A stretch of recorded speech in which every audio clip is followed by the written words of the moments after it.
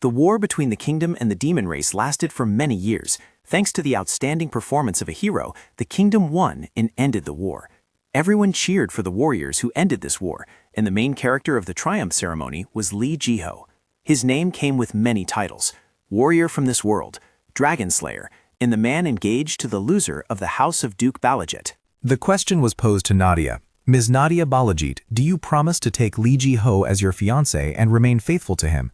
She glanced briefly at the person beside her before replying, yes, I promise. Our engagement took place before Lee Ji-ho became a warrior, and all the tragedy began from here. Nadia Balajit was the illegitimate daughter of the Balajit ducal family, and she was merely a puppet. How did that useless girl even end up in this ducal family? Truly, just seeing her face was already tiresome. From a young age, she had always been compared to her pampered younger sister. Even the maids didn't hold her in high regard. She never dared to dream of being acknowledged by her father. Meanwhile, Duke Balajit cunningly requested, Nadia, I have a task for you. Finally, Nadia's chance to be acknowledged by the Duke had arrived. This marriage, this engagement to Lee Ji-ho, would greatly benefit the ducal family. At that time, Lee Ji-ho was summoned by the country as a foreigner, a mercenary who was rapidly gaining prominence. Duke Balajit was certain that if he could make him side with the ducal family, he would one day be of great help to the family. He proposed a political marriage to him and Nadia. Both were puppets of Duke Balajit. Nadia then looked worriedly at Ji-ho and softly asked, "Are you all right?" He didn't answer immediately. A moment later, Ji-ho's voice rang out confidently in the hall.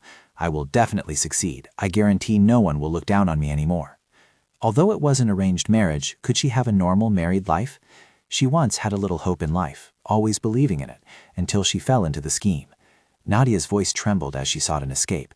"After all, why is it like this? It seems there's some misunderstanding. I can explain everything. Please, call Lee Ji-ho." However, she was met with a crisp laugh. "It seems you still haven't understood the current situation. I'm sorry, but Lee Ji-ho absolutely will not come." This unexpected declaration made Nadia momentarily confused. What do you mean?" Karen kindly explained. "The situation has changed since you were engaged to Lee Ji-ho. Now he will become one of the most important figures in this country. If someone with the background of an illegitimate child like you is his acquaintance, then he certainly wouldn't want to come here either." This girl was Corinne Balajit, Nadia's half-sister. Corinne continued, "So what do you mean by misunderstanding here? It seems you're mistaken about something. You thought that capturing and imprisoning you here was solely my idea." Despite these blunt declarations, Nadia maintained her trust in Ji-ho. "No, that can't be. There's no way it's like that. This must be father's and your plan, Corinne." Initially, Nadia had thought this was the act of her half-sister. She didn't directly admit it. Instead, she just sneered and asked back, "Do you really think so? A scandal so big it would sweep through the upper class?" The plan has been laid out. If we want to pretend the engagement never happened, there's truly no other way. Give Nadia wine at this ball. Nadia is very careful, so if we want her to get drunk, we'll have to drug her. Afterwards, arrange for her to sleep with the man we hired. When she wakes up, call everyone there. The more witnesses, the better, so she'll be humiliated right at the banquet. She truly is just an illegitimate child. Corinne leaned close to Nadia, declaring bluntly, "I wonder if Lee Ji-ho has any suggestions." Hearing this, she finally began to understand everything. Thinking back, he hadn't come to see her since that incident. She had thought it was because he was disappointed in himself, but he was the one who directly orchestrated this whole affair. From the beginning, he got engaged to her, perhaps because he thought she was a foreigner and thus discriminated against. It would have been better if he had broken off the engagement himself. That might have been a gentler way to give up. In the end, she was just someone who had been abandoned. She was a fool for having once dreamed of fleeting hopes. Corinne turned and walked away, lazily explaining, "If that's the case, his reputation will be tarnished, because he is the hero of this war." Nadia gave a bitter smile, looked up at Corinne and asked again, "So now do you feel sorry for that man, because he has become a hero? Didn't you always say he was a despicable man and didn't want to confront war?" To her surprise, she merely shrugged in response. "Go ahead and say whatever you want, because this is the last time you'll be able to say such things. All that awaits you is a tragic end." Nadia's face turned pale, and she anxiously asked again, "What?" Corinne stated, "A girl like you, whose engagement was broken off after cheating and sleeping with another man? Would any other noble family accept you?" Besides, since politics is an illegitimate child, how could you marry a noble if you weren't a commoner? If that's the case, you'd rather die with honor, wouldn't you? So I'm only going to help you this one time." Nadia was pushed away, her entire body slamming hard backward. Several burly men began to strangle her. Kareen's voice still echoed, even though she had intended to embrace the illegitimate daughter. But because you couldn't overcome the shame, you committed suicide, causing Jiho to inadvertently lose his fiancé. Nadia silently pleaded, "No, I don't want to." Meanwhile, Kareen was still smirking triumphantly. "If that's the case, wouldn't our family's honor, that person's honor, all be protected? Only your name will be tarnished, you commoner." Nadia desperately thought, "I don't want to die." In her ear was Kareen's harsh voice. "Even so, you'll be remembered as a disgraceful woman." "I can't breathe. Am I really going to die like this? All my life I've lived obediently, doing as my father told me. When I was little, my stepmother always watched me, and I never lived comfortably even once. All the good things were stolen by my half-sister." Kareen leaned closer to Nadia and whispered, "Goodbye, Nadia. I'll miss you dearly." And so, I finally died at the age of 23. I thought everything was over, didn't I? The sky was clear blue, with clouds and warm sunlight shining down. Nadia sat up in a daze. Opening my eyes, I had returned to a day when I was 20 years old. There was no rope around my neck. How could I still be alive? Clearly, I had felt death envelop my body in a hazy ritual, yet I opened my eyes in my room, looking this lucid. Even the scenery in this room is from 3 years ago. Although it's an unbelievable thought, have I really returned to the past?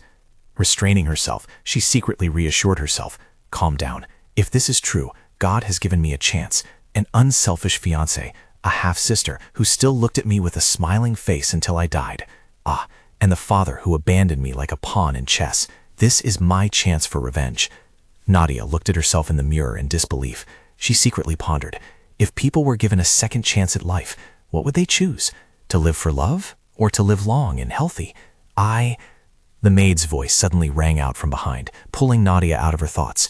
"What is it? You're awake? If so, you should ring the bell quickly. Because of you, I haven't been able to clean the room yet."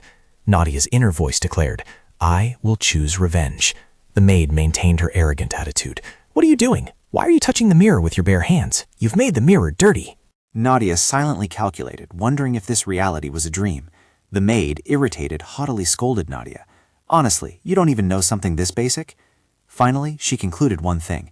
In any case, it was clear that I had returned to the past.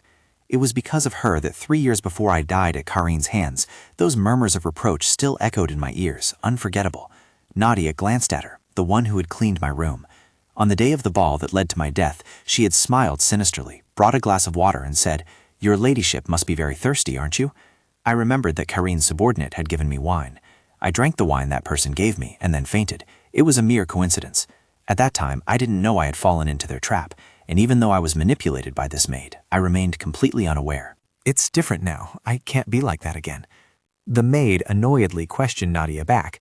"What is it? That expression? Do you have something to say to me?" However, she replied with a gentle smile. "It's nothing. Thank you for always cleaning my room. I'm leaving now." The maid could only comply. "Yes? Something's off. Hasn't the atmosphere changed?" Outside, the housekeeper spoke softly upon seeing Nadia. "Oh, young lady." She looked at her and asked back, "What is it?" The housekeeper bowed and politely explained, "His Majesty the King has come to see His Grace the Duke. You must prepare to meet His Majesty."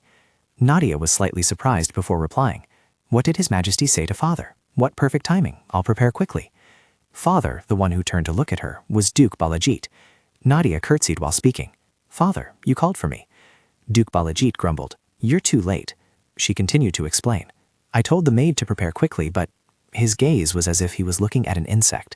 In the past, I was afraid of a father like that. I trembled and behaved obediently. He didn't bother to argue further with Nadia. "All right, I have something to tell you, so listen carefully. It's about this return ceremony. It is for that matter that His Majesty has sought out our home. I will have you and Kareen serve tea to His Majesty.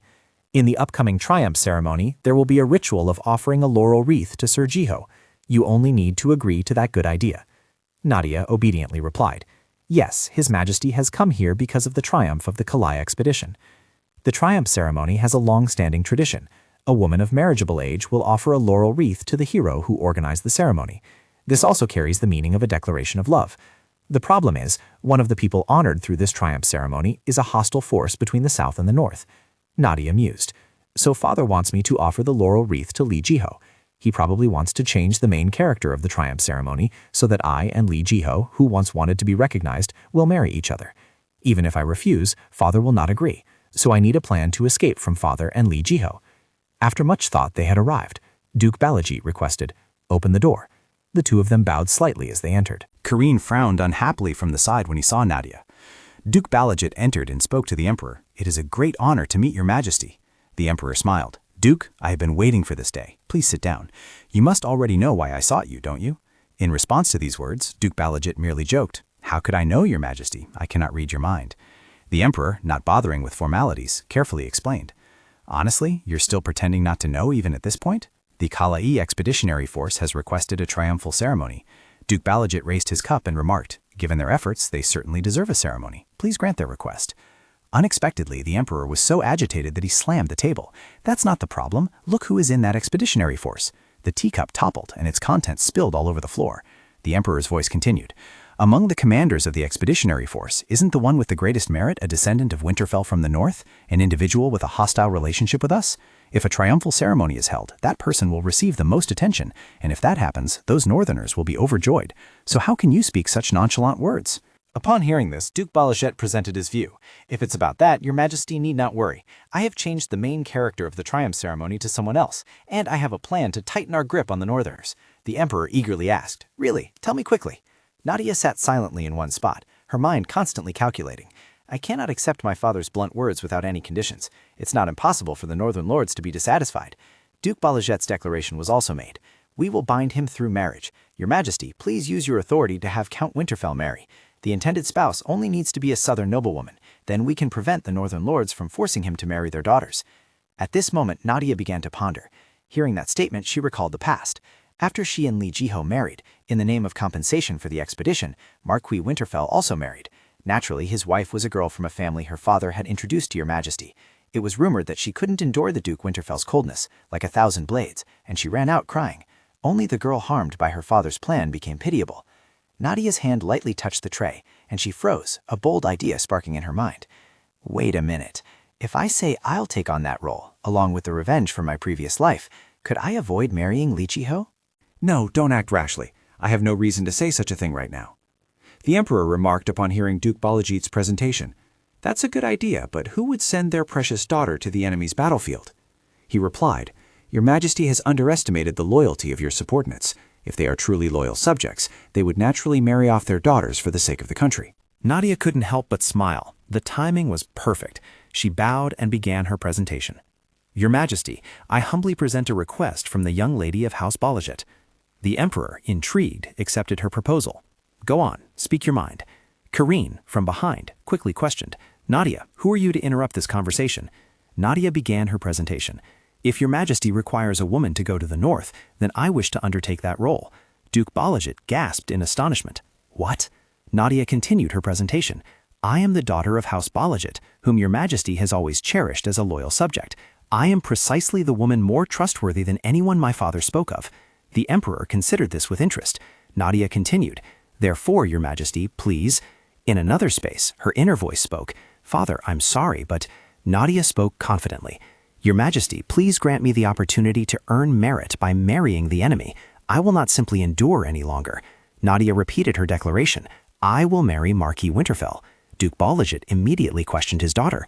"Do you realize what you're saying? You're not saying this because you don't know Winterfell's relationship with your father, are you?" The Emperor stroked his chin, considering this bold proposal. It was indeed a commendable thought, but as her father said, didn't the two families have a deep-seated feud? Her marrying him would be much more difficult than if a daughter from another family were to do it. Marquis Winterfell might not accept her. Even so, what did she mean by saying this? Nadia honestly stated, "Yes, I do. During this triumphal ceremony, I will present a laurel wreath to Marquis Winterfell." Duke Balajit's face darkened several shades as he remarked, "That's foolish. Do you think he will accept your laurel wreath so easily?" Nadia honestly replied, "Yes, there has been no instance of a laurel wreath being refused during a triumphal ceremony until now." He clutched his forehead, speechless, because they had already made an agreement before the triumphal ceremony. It was as if her plan was to present the laurel wreath to Jiho. These words made Nadia purse her lips, a hint of embarrassment flashing across her face. A moment later, Nadia reaffirmed, "He won't refuse it." Duke Balajit questioned curiously, "Why is that?" She continued to explain, "I accidentally overheard while serving them tea, but didn't Marquis Winterfell request that during the triumphal ceremony, the act of receiving the laurel wreath? That is the natural course of the triumphal ceremony, but if he refuses, everything will change. A poor woman who fails in her declaration of affection will quickly become the subject of gossip." The Emperor then interjected with a question, A hero is, of course, a story the public will love, but what's more interesting than that is love. People will quickly forget the expedition's achievements. Will he ruin what he wants with his own hands? Nadia affirmed confidently. No, Your Majesty. First I will receive the laurel wreath, and then— Duke Balajit stroked his chin, beginning to go along with Nadia's proposal. So you deliberately added that so His Majesty couldn't refuse, didn't you? If so, you won't be able to back out later. She looked at him and sincerely affirmed. That's right, Your Majesty. I beg Your Majesty to promote my marriage to him in my capacity as the daughter of a state official. Your Majesty will be a benevolent king, one who has arranged the marriage for the Duke's young lady. The Emperor frowned and remarked skeptically. Oh, what a despicable plan, but quite convincing reasoning. But I must also deliberate to marry the Duke's daughter to the enemy's camp. Therefore, I will ask the Duke first. What do you think? Duke Balajit replied with a satisfied smile. I never expected my daughter to have such commendable thoughts. My daughter will present the laurel wreath to the Marquis of Winterfell during the triumphal ceremony. The Emperor's carriage quickly departed. Karain's voice rang out when only 3 people remained in the study. Even if you're crazy, be moderately crazy, sister. I know you're foolish, but Nadia, I didn't expect you to be that foolish. Do you even know who the Marquis of Winterfell is to say such a thing? You're going to go north yourself. You know he has a hostile relationship with us. Father, say something quickly. Unexpectedly, Duke Balajit waved his hand, cutting her off.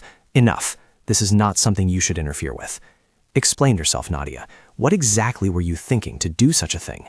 I'm sure I've made your role clear. Are you saying you will defy my orders? Nadia knew one thing clearly. Even if she obtained His Majesty's permission, if she couldn't convince her father, the situation would be reversed. She had to clearly decide victory or defeat. I don't want to marry a stranger from a foreign land. Even if it's only half, the blood of the Balajit family still flows within me. Duke Balajit asked back in a cold voice. Is that the only reason? Because of your trivial self-esteem, you want Marquis Winterfell to be honored in public? Nadia tried hard to remind herself. Don't be afraid. You want to live like a knight in chess again. Her voice was firm as she replied. Honor. Just give him that temporary honor. He narrowed his eyes and pressed. What? Nadia continued to explain. The important thing is that we must prevent a rebellion, isn't it? That's why I tried to take the spotlight from this triumphal return ceremony. Duke Balajit added another question. What's wrong with that? Nadia thought to herself. He certainly hit a nerve. The reason Father reacted so sensitively to the North's honor was that it's no exaggeration to say the current imperial family is Duke Balajit's puppet, meaning the tower Father had built. It's the best position, one that even His Majesty controls, but at the same time, it's also the most dangerous. In a chaotic situation like now, there are many precedents of local lords rebelling. My father feels uneasy. Our position is being threatened by them. We must delve deeper into what my father fears.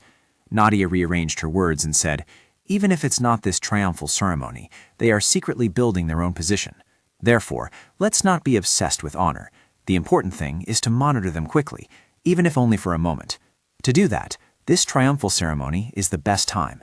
This is the best time to give the thirsty beast a sip of water and then tie a rope around its neck. If you marry him, you can quickly grasp the movements of the North. Thanks to you, this time I will gain a good reputation for sacrifice, and my position will become more stable. Let me earn merit for the family. Duke Balajit tapped his fingers on the table. He clearly knew that her words were more reasonable than anything else. This expedition was different from his predictions. Because the North showed goodwill, he reluctantly had to organize the triumphal ceremony. If Nadia becomes Winterfell's wife, he can quickly grasp their movements. As his close associate, this is also an opportunity for him to securely plant a spy. I understand. Try to do as you wish. Karain, who was nearby, immediately jumped up, looking annoyed. Father, are you really going to marry sister off to the north? What about Jiho? She's already decided to marry him. He cut her off. Silence. Just give him another fiancé. Hearing this, Karain could only bite her lip in resignation. Duke Balajit continued to ask Nadia, All right, Nadia, what do you want now? I know you're not doing this for my sake. Tell me, what do you hope to gain from this sacrifice? Nadia thought to herself, You've all been fooled. All I need to do is get past this question. What I want is freedom. One day, Father, you will defeat Winterfell, won't you? If so, then make me a wealthy widow. Unmarried women are often criticized, but widows or divorced women are not, even if I don't remarry. I won't be bound by anyone in my family. I only wish for a peaceful life. Can you draw up a contract for me, Father? He gravely considered the proposal. The study door had been closed for a very long time. Nadia was currently walking down the hallway. Thoughts in her head kept developing. The The transaction had concluded successfully. From the very first day I returned to the past, I avoided the engagement with Jiho. That wicked maid had been punished. I recalled the noisy accusations. It really wasn't me, believe me, please. You dared to touch the young lady's belongings. I didn't steal, please. Nadia was the one who did it. Kareen's subordinates were also dismissed, and now I finally have a chance to run on my own. She pondered. It would be a long time before she could get her revenge. She needed to plan for the future even more thoroughly. While she was planning the destruction of the ducal family, the triumphal ceremony was already upon them. The triumphal ceremony quickly commenced. A stern soldier announced, "Marquis, we have completed preparations for the triumphal ceremony. Please lead the way." Glenn replied concisely, "Let's go." Nadia looked around and silently observed, petals fluttering to celebrate the expedition's victorious return, spectators cheering for their parade. Nothing had changed compared to her previous life. From the clothes I was wearing to the makeup, even the guest seats reserved for nobles. If I didn't intervene, everything would unfold just like in my previous life. At this moment, Kareen's voice rang out again, interrupting her thoughts. "Honestly, what if you touch that gemstone and accidentally scratch it? Since this is Father's command, I have no choice but to lend it to you. As soon as the triumphal ceremony ends, I'll put it back in my jewelry box." Nadia didn't reply, but she felt extremely annoyed. She said she was lending me my mother's keepsake. It was truly beyond words. In the past, I would have probably paid attention to everyone's gazes to please them, but now things like this girl are no longer important in my eyes. I will definitely leave this place. At this moment, Duke Balajit raised his hand and signaled, "Stop. The expedition team is about to arrive. Nadia, get ready. Present the laurel wreath to Glenn Winterfell without making any mistakes." She obediently moved while giving a concise reply. "Yes." There was only one difference compared to the triumph ceremonies I had experienced before. The owner of the laurel wreath I made had been changed to Marquis Glenn Winterfell. Nadia stood looking in that direction, her eyes fixed on one spot, secretly judging in her heart, the person behind the Marquis. Jiho's figure appeared behind Glenn.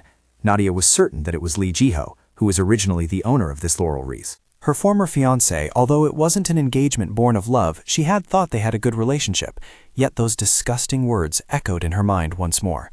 "If you want to pretend this engagement never happened, there's no other way. Give Nadia wine at this ball. Because she's very cautious, if you want her drunk, you'll have to mix drugs into the wine. Let her sleep with the hired man and call everyone when she wakes up. The shameful sight at the ball will surely be that of the illegitimate child. Don't you know Lee Jiho suggested this?"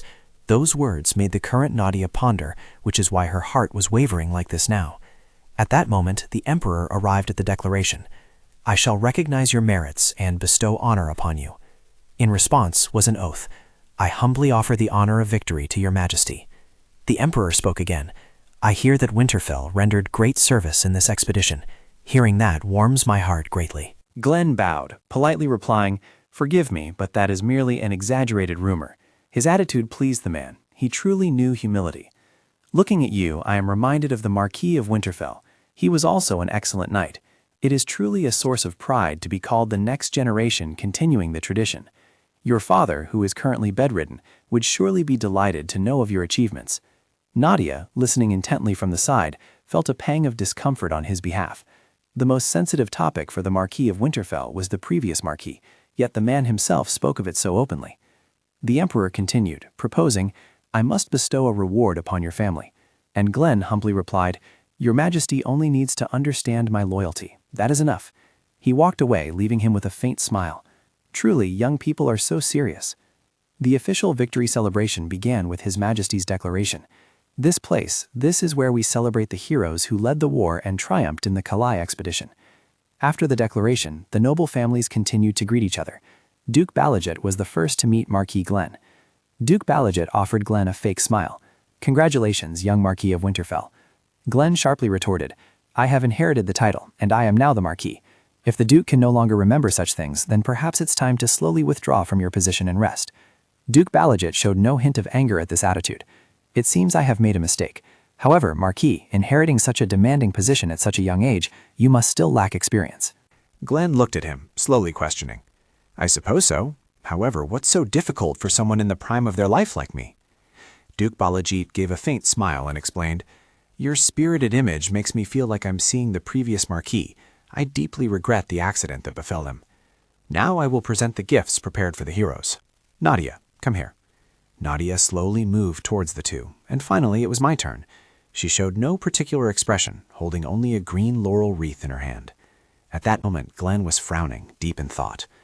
I kept wondering why they so happily allowed me to hold a triumph ceremony.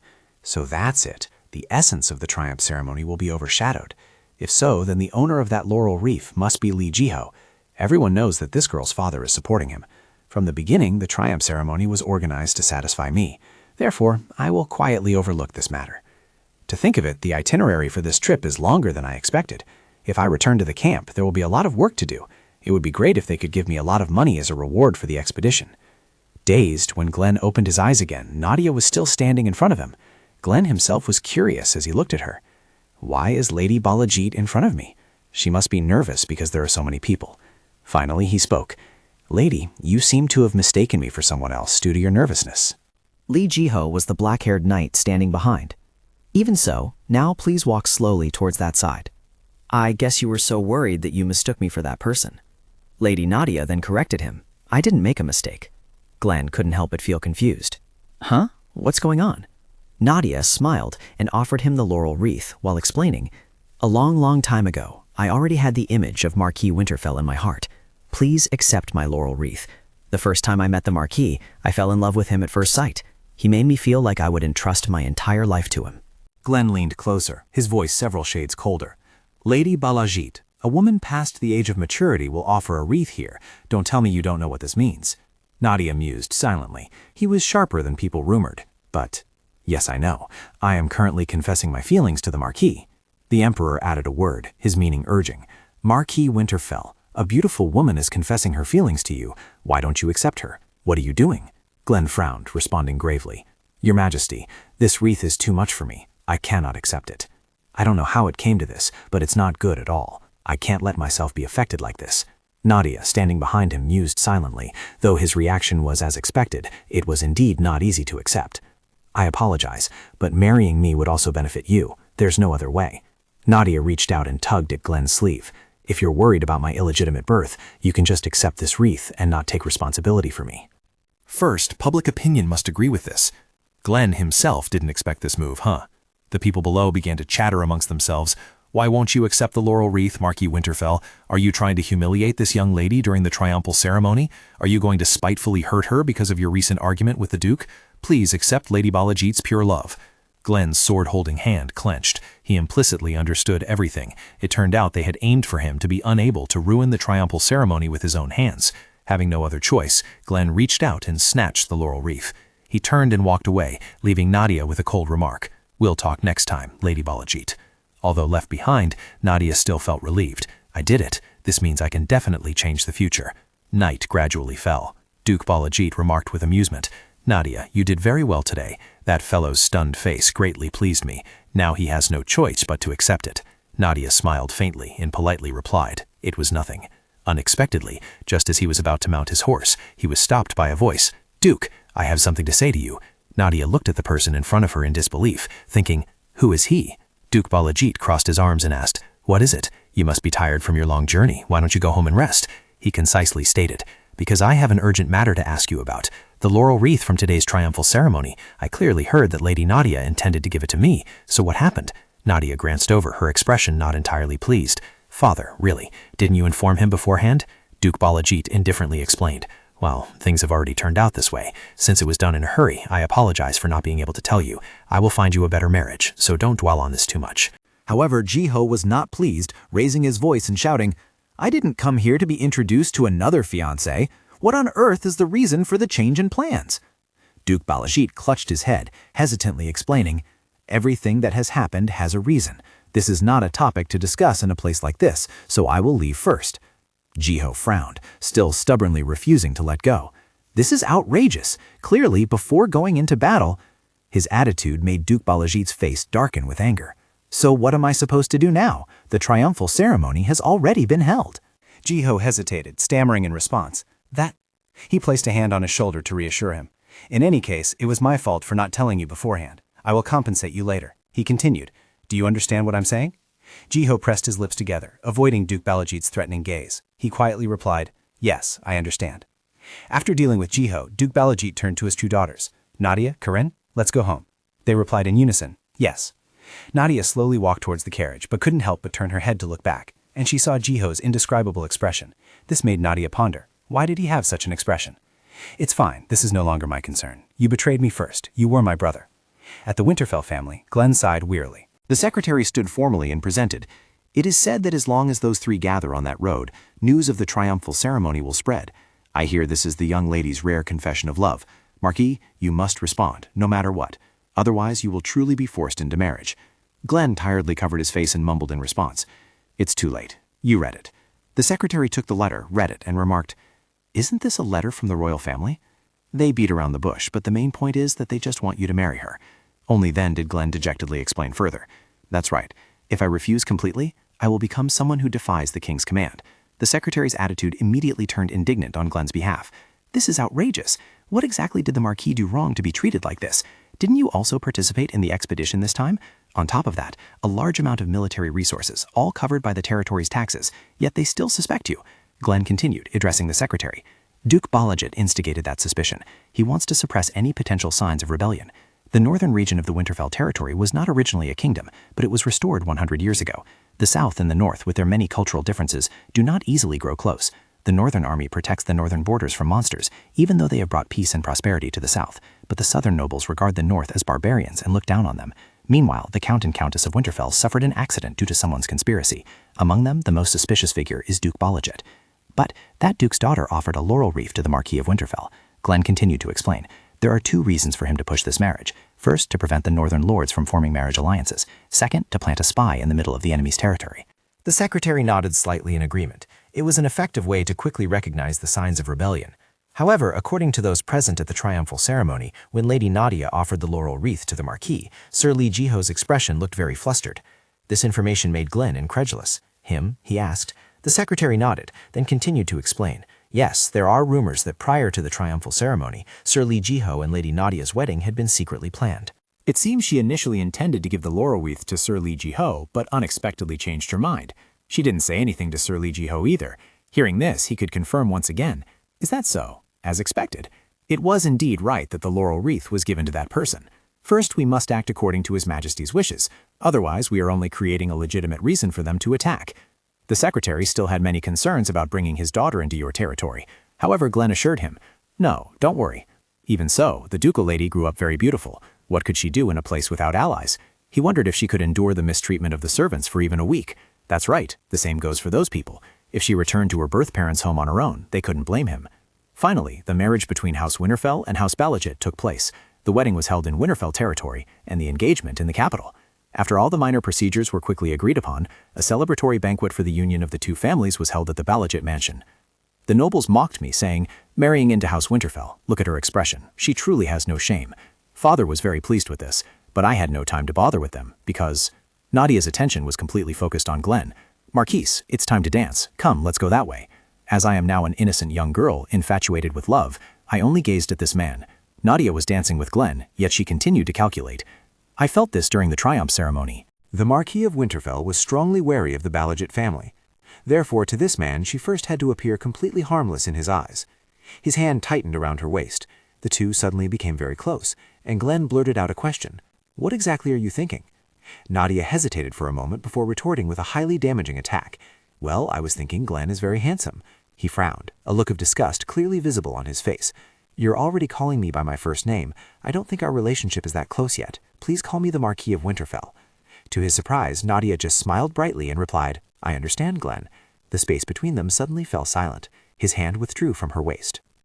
Glenn turned and walked away, leaving a scornful remark. That smile was indeed full of hidden meaning.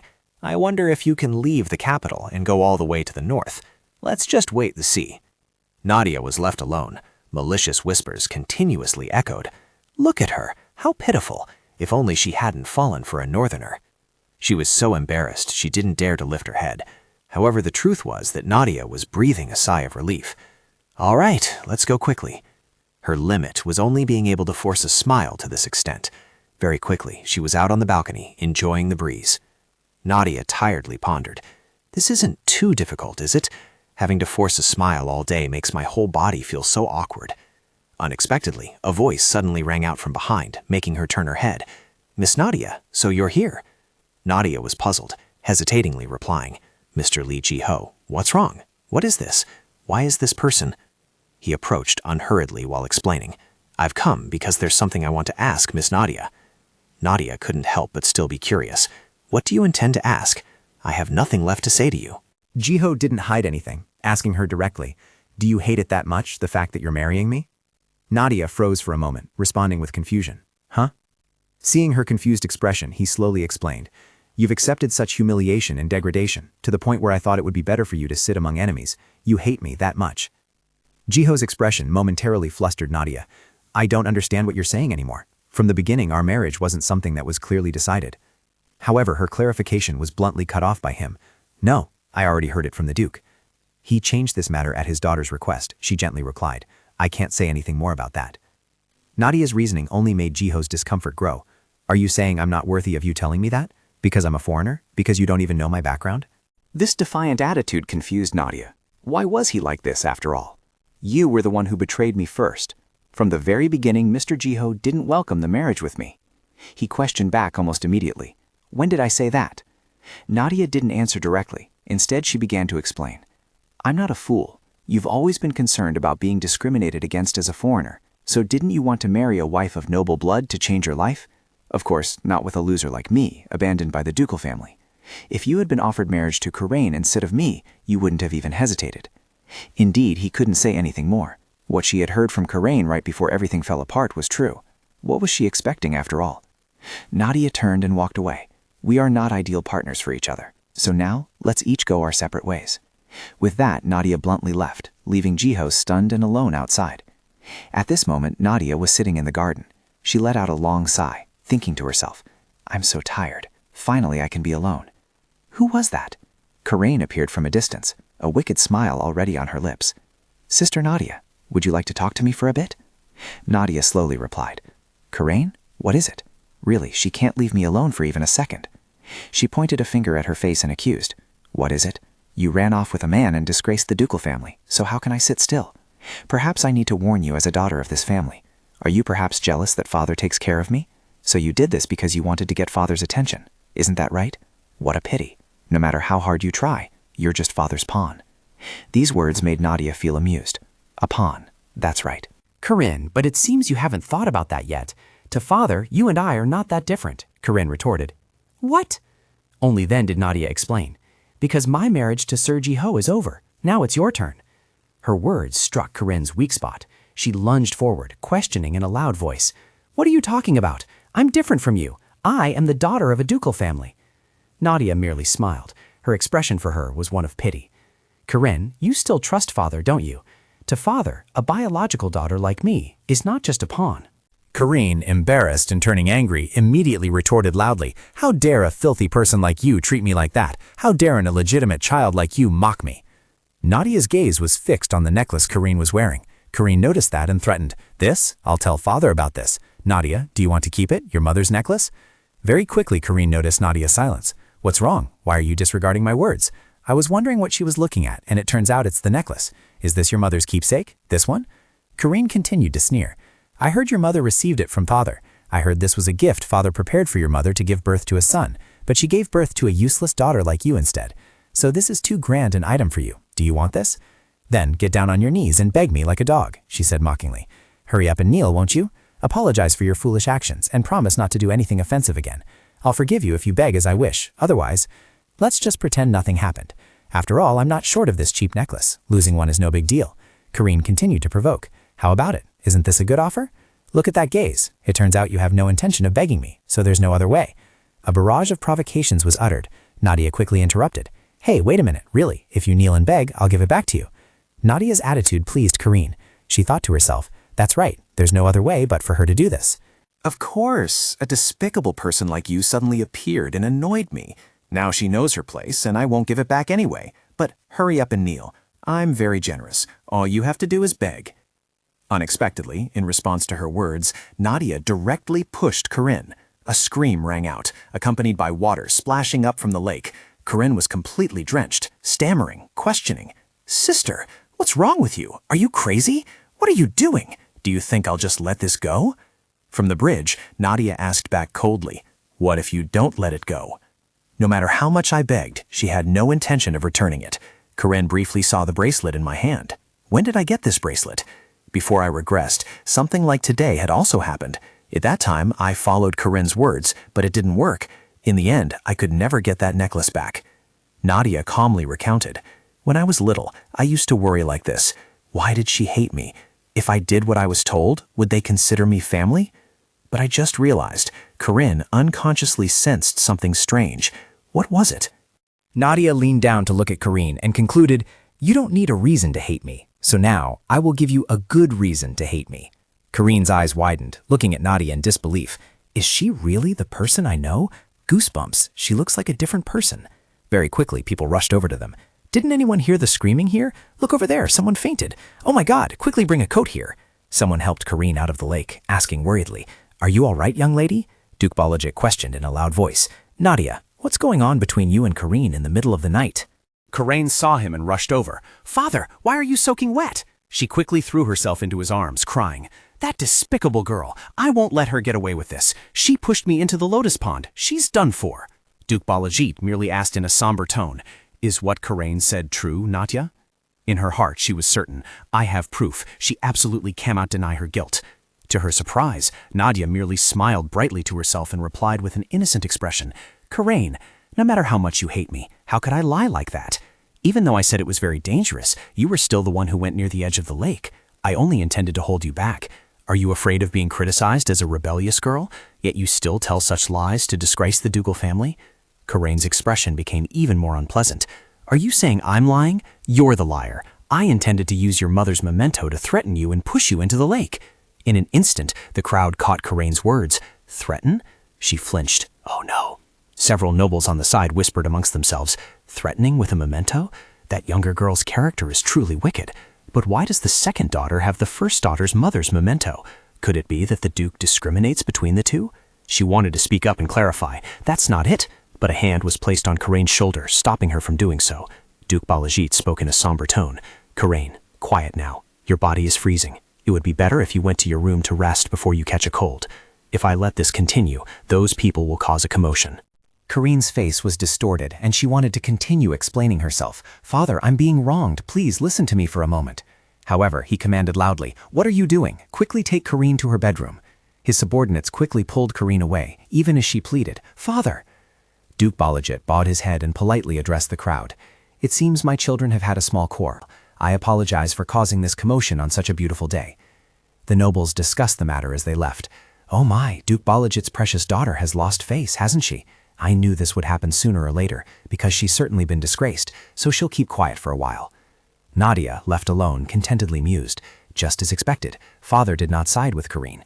She has lived here for over 10 years and still doesn't know that the family's honor is the most important thing.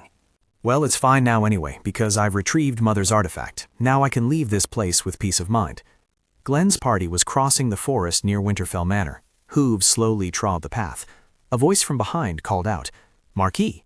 He reminded him with a hint of annoyance, "Get back to your position, Fabian. You're too comfortable." He replied, still wearing that bright smile, "Come on, just one question. I only have one question for you. That, just in case, I'm just asking, just in case, didn't the future Marchioness interview you already?" As soon as the words left his mouth, Fabian received Glenn's punishment. He silently warned, "If you're going to talk nonsense again, get lost." Fabian replied, "I know it's a scheme to deceive you, but her expression at the triumph ceremony kept me wondering. I assure you it doesn't look like she's acting." Glenn slightly turned his head. He gently reminded him, "Fabian, don't judge a book by its cover. She is the daughter of a ducal family. You'll never know when she'll betray you and stab you in the back. The dowry is the same. Will they help us when we're in trouble, or just stand by and watch? We'll have to wait and see." He scratched his cheek, wanting to comment on something. It sounded like. He cut Fabian off. "If you understand, then get back to your position. Aren't you escorting that girl? If something happens, you'll be in trouble, so be careful." Having no other choice, he dejectedly returned, "Yes, I understand." The sound of horse hooves still slowly trod on the road. Fabian secretly frowned inwardly. After hearing that, and still having to be by her side, he grew even more worried. At this moment, Nadia's voice rang out, interrupting his train of thought. "Here you are. I wanted to talk to you but couldn't find you, so I waited."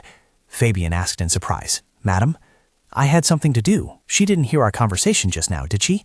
Nadia smiled brightly and replied to him, "I see. It seems you are my temporary escort. What is your name?" Fabian chuckled softly before introducing himself. It's Fabian Knox. Hearing this, she smiled even brighter and commented, "That's a beautiful name." He politely replied, "Yes, thank you." Nadia tilted her head slightly, observing Fabian, and her voice once again broke the silence. "Just as I thought, it seems you're still not very comfortable with me." Fabian flinched slightly, secretly wondering, did I make it too obvious? Despite this, her tone carried no hint of animosity. "I know, the feud between House Balajit and House Winterfell is quite famous, but you'll realize soon enough that my feelings for the Marquis are genuine." Fabian looked at her in disbelief, Glenn's words echoing in his mind. Don't judge a book by its cover. He frantically raised his hand to deny it. "No, I only did that because I was shy."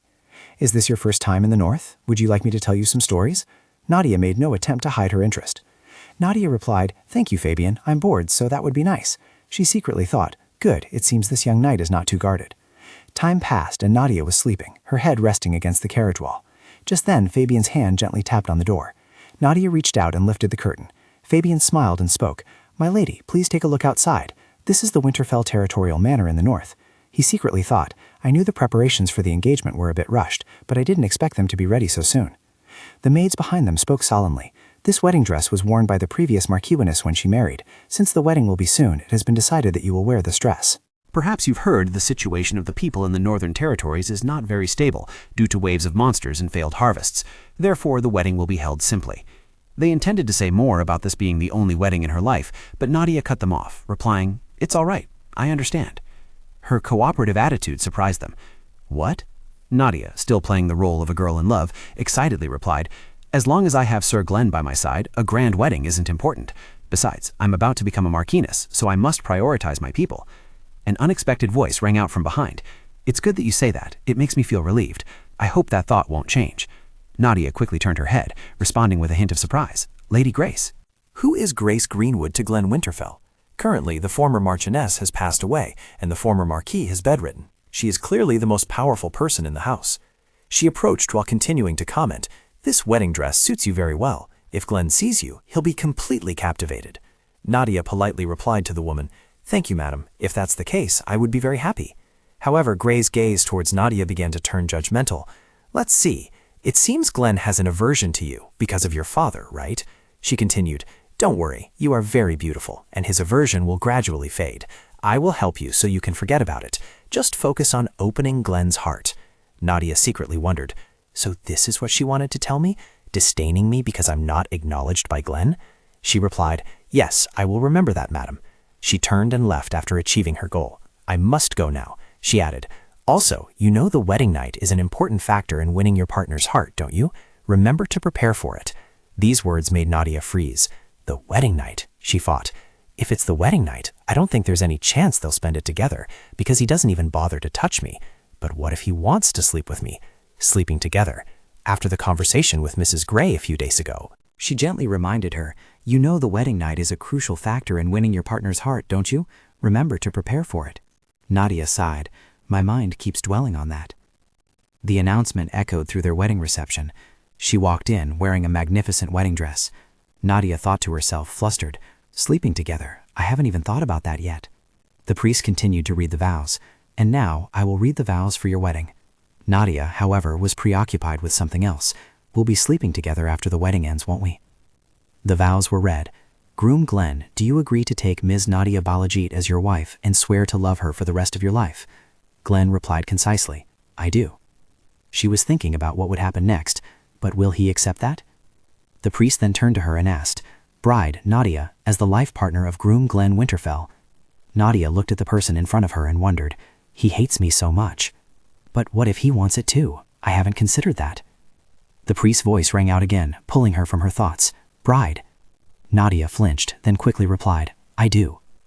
The priest finished the rest of the ceremony. "And now the bride and groom will seal their vows with a kiss." She was momentarily surprised. A kiss? I was so worried about the wedding night that I completely forgot about the kiss. "That's right, Sir Glenn can pretend to kiss me. Then I won't have to worry about the wedding night."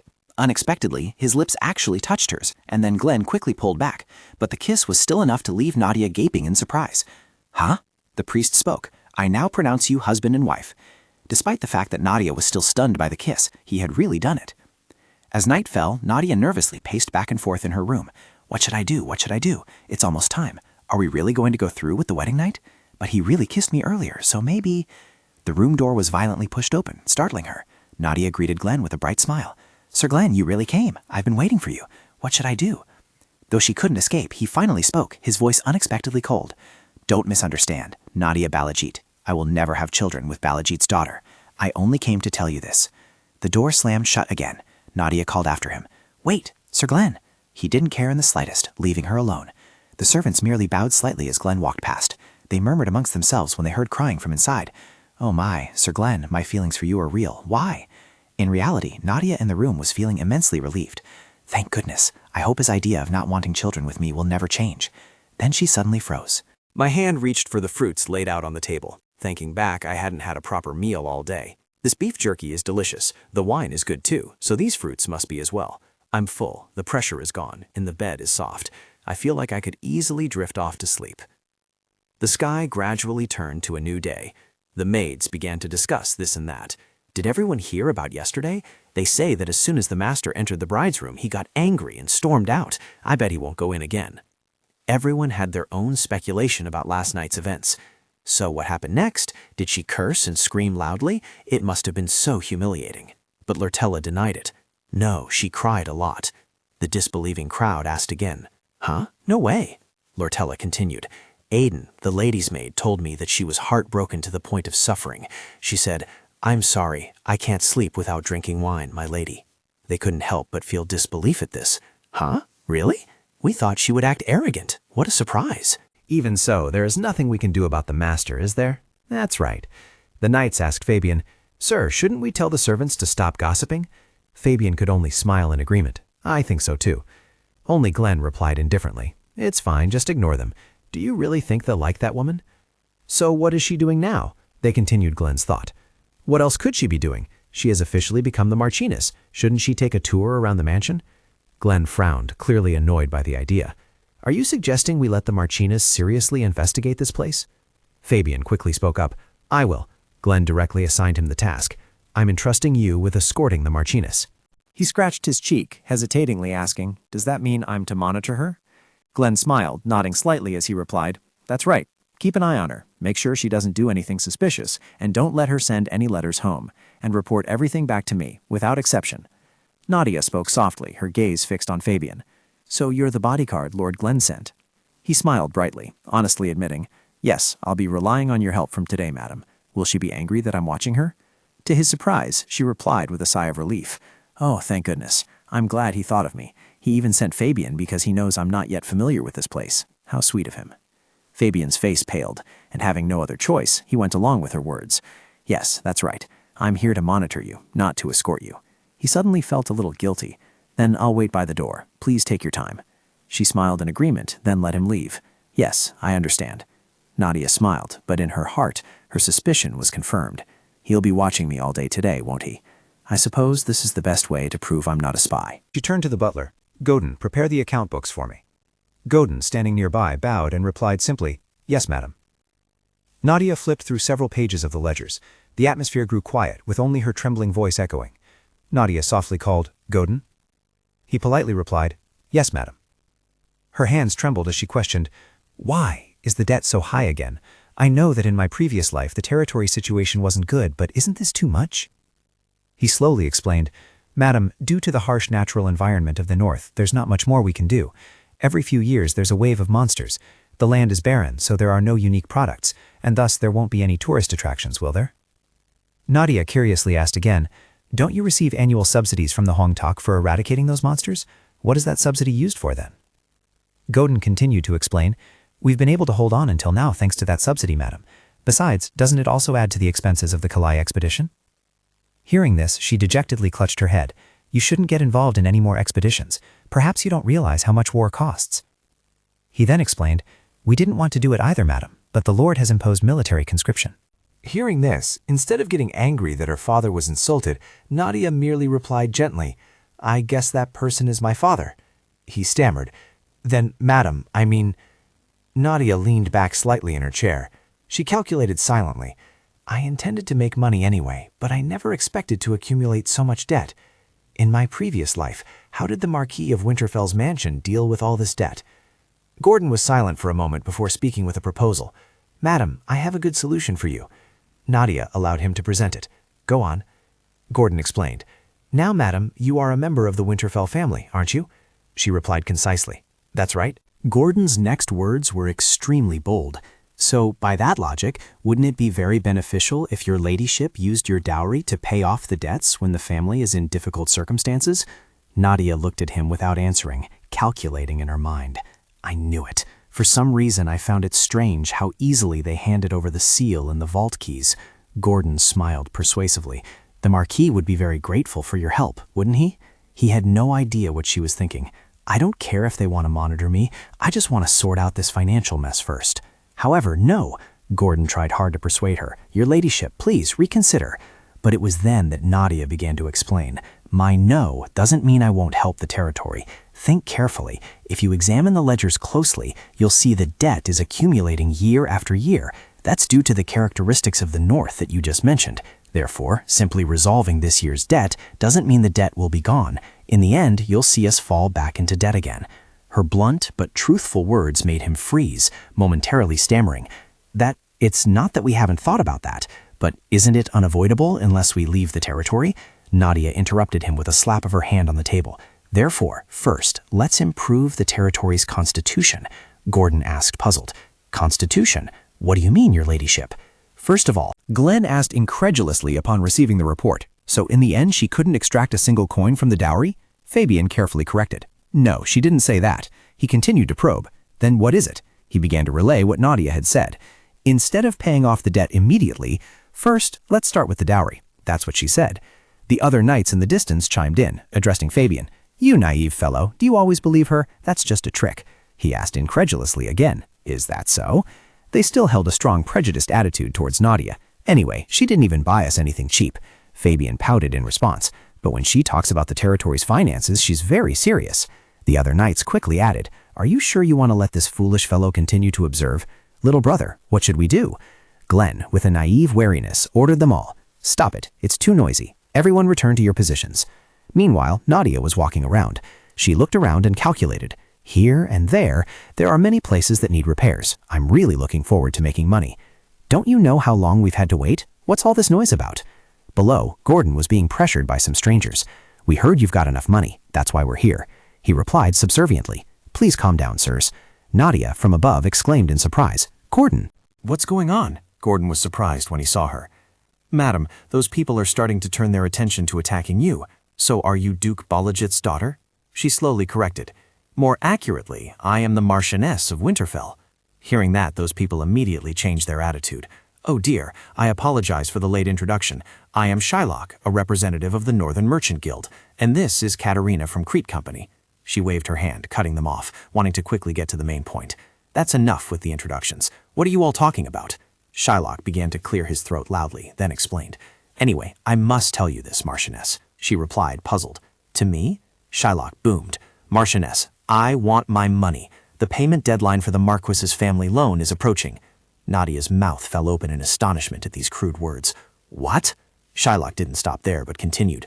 I heard that the Marchioness received a large dowry. If you say you can't pay the debt this time, I will seize the Windshade Plains that you mortgaged. Nadia's eyes widened in disbelief at this threat. The Windshade Plains? That's the only fertile land in the barren territory. She remembered that Winterfell's territory had faced a huge debt in her previous life. They had lost the mortgaged territory, which shocked her so much that she couldn't stand steady. Gordon quickly caught her. Nadia gently asked, When is the debt due? He politely stated, 3 months from today. She frowned, beginning to calculate. 3 months? If we lose the grasslands, House Winterfell will be even poorer than it is now. House Winterfell has a powerful army, but without an economy, it cannot ally with the North. A moment later, Nadia blurted out, 2 months. If you extend the payment deadline by more than 2 months, I will be able to manage. Shylock rubbed his chin, hesitating before speaking after hearing the proposal. I'm not sure I understand the issue. I heard the dowry you brought is substantial, but why do you need an additional 2 months? Nadia smiled, confidently asserting, That's a basic principle in business. These words stunned everyone. What? What do you mean? So instead of paying the debt with your dowry, you intend to do business? She didn't hesitate to share frankly. Don't the northern merchants in Winterfell have a symbiotic relationship?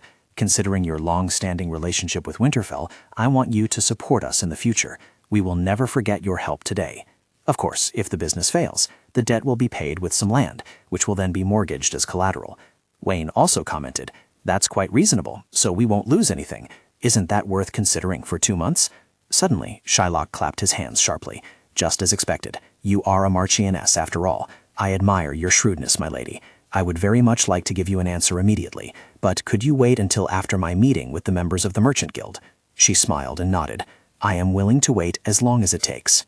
Shylock bowed respectfully. "Thank you, lady. I will certainly respond in the affirmative." But in a hidden corner he smirked cunningly. "You fool. Do you think those words will sway me? How can a little girl succeed in business when she's grown up like a hothouse flower?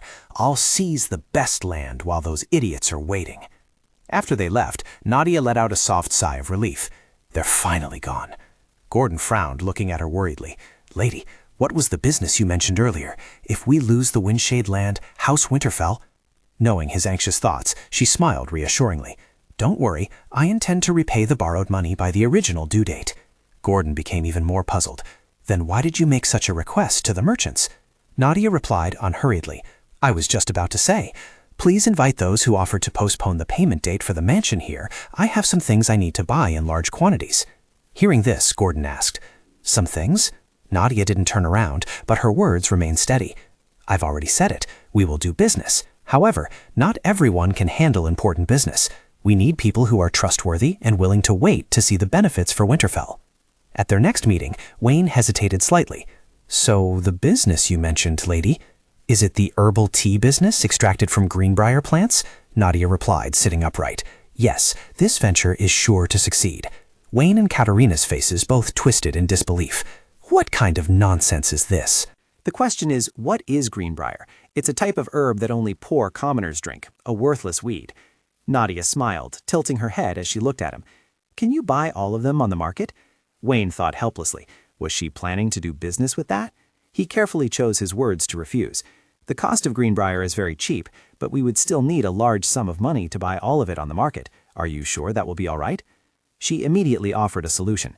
"It's fine. I will use my dowry for that." Upon hearing this, he almost jumped. Was she planning to use her dowry money to buy that Greenbrier herb? She'd be better off using it to buy dresses or jewelry. At least those could be resold as second-hand items. What on earth was the butler doing? He was at his wit's end. He had thought she would come up with a proper solution, given her strong words, but it turned out to be such a childish idea.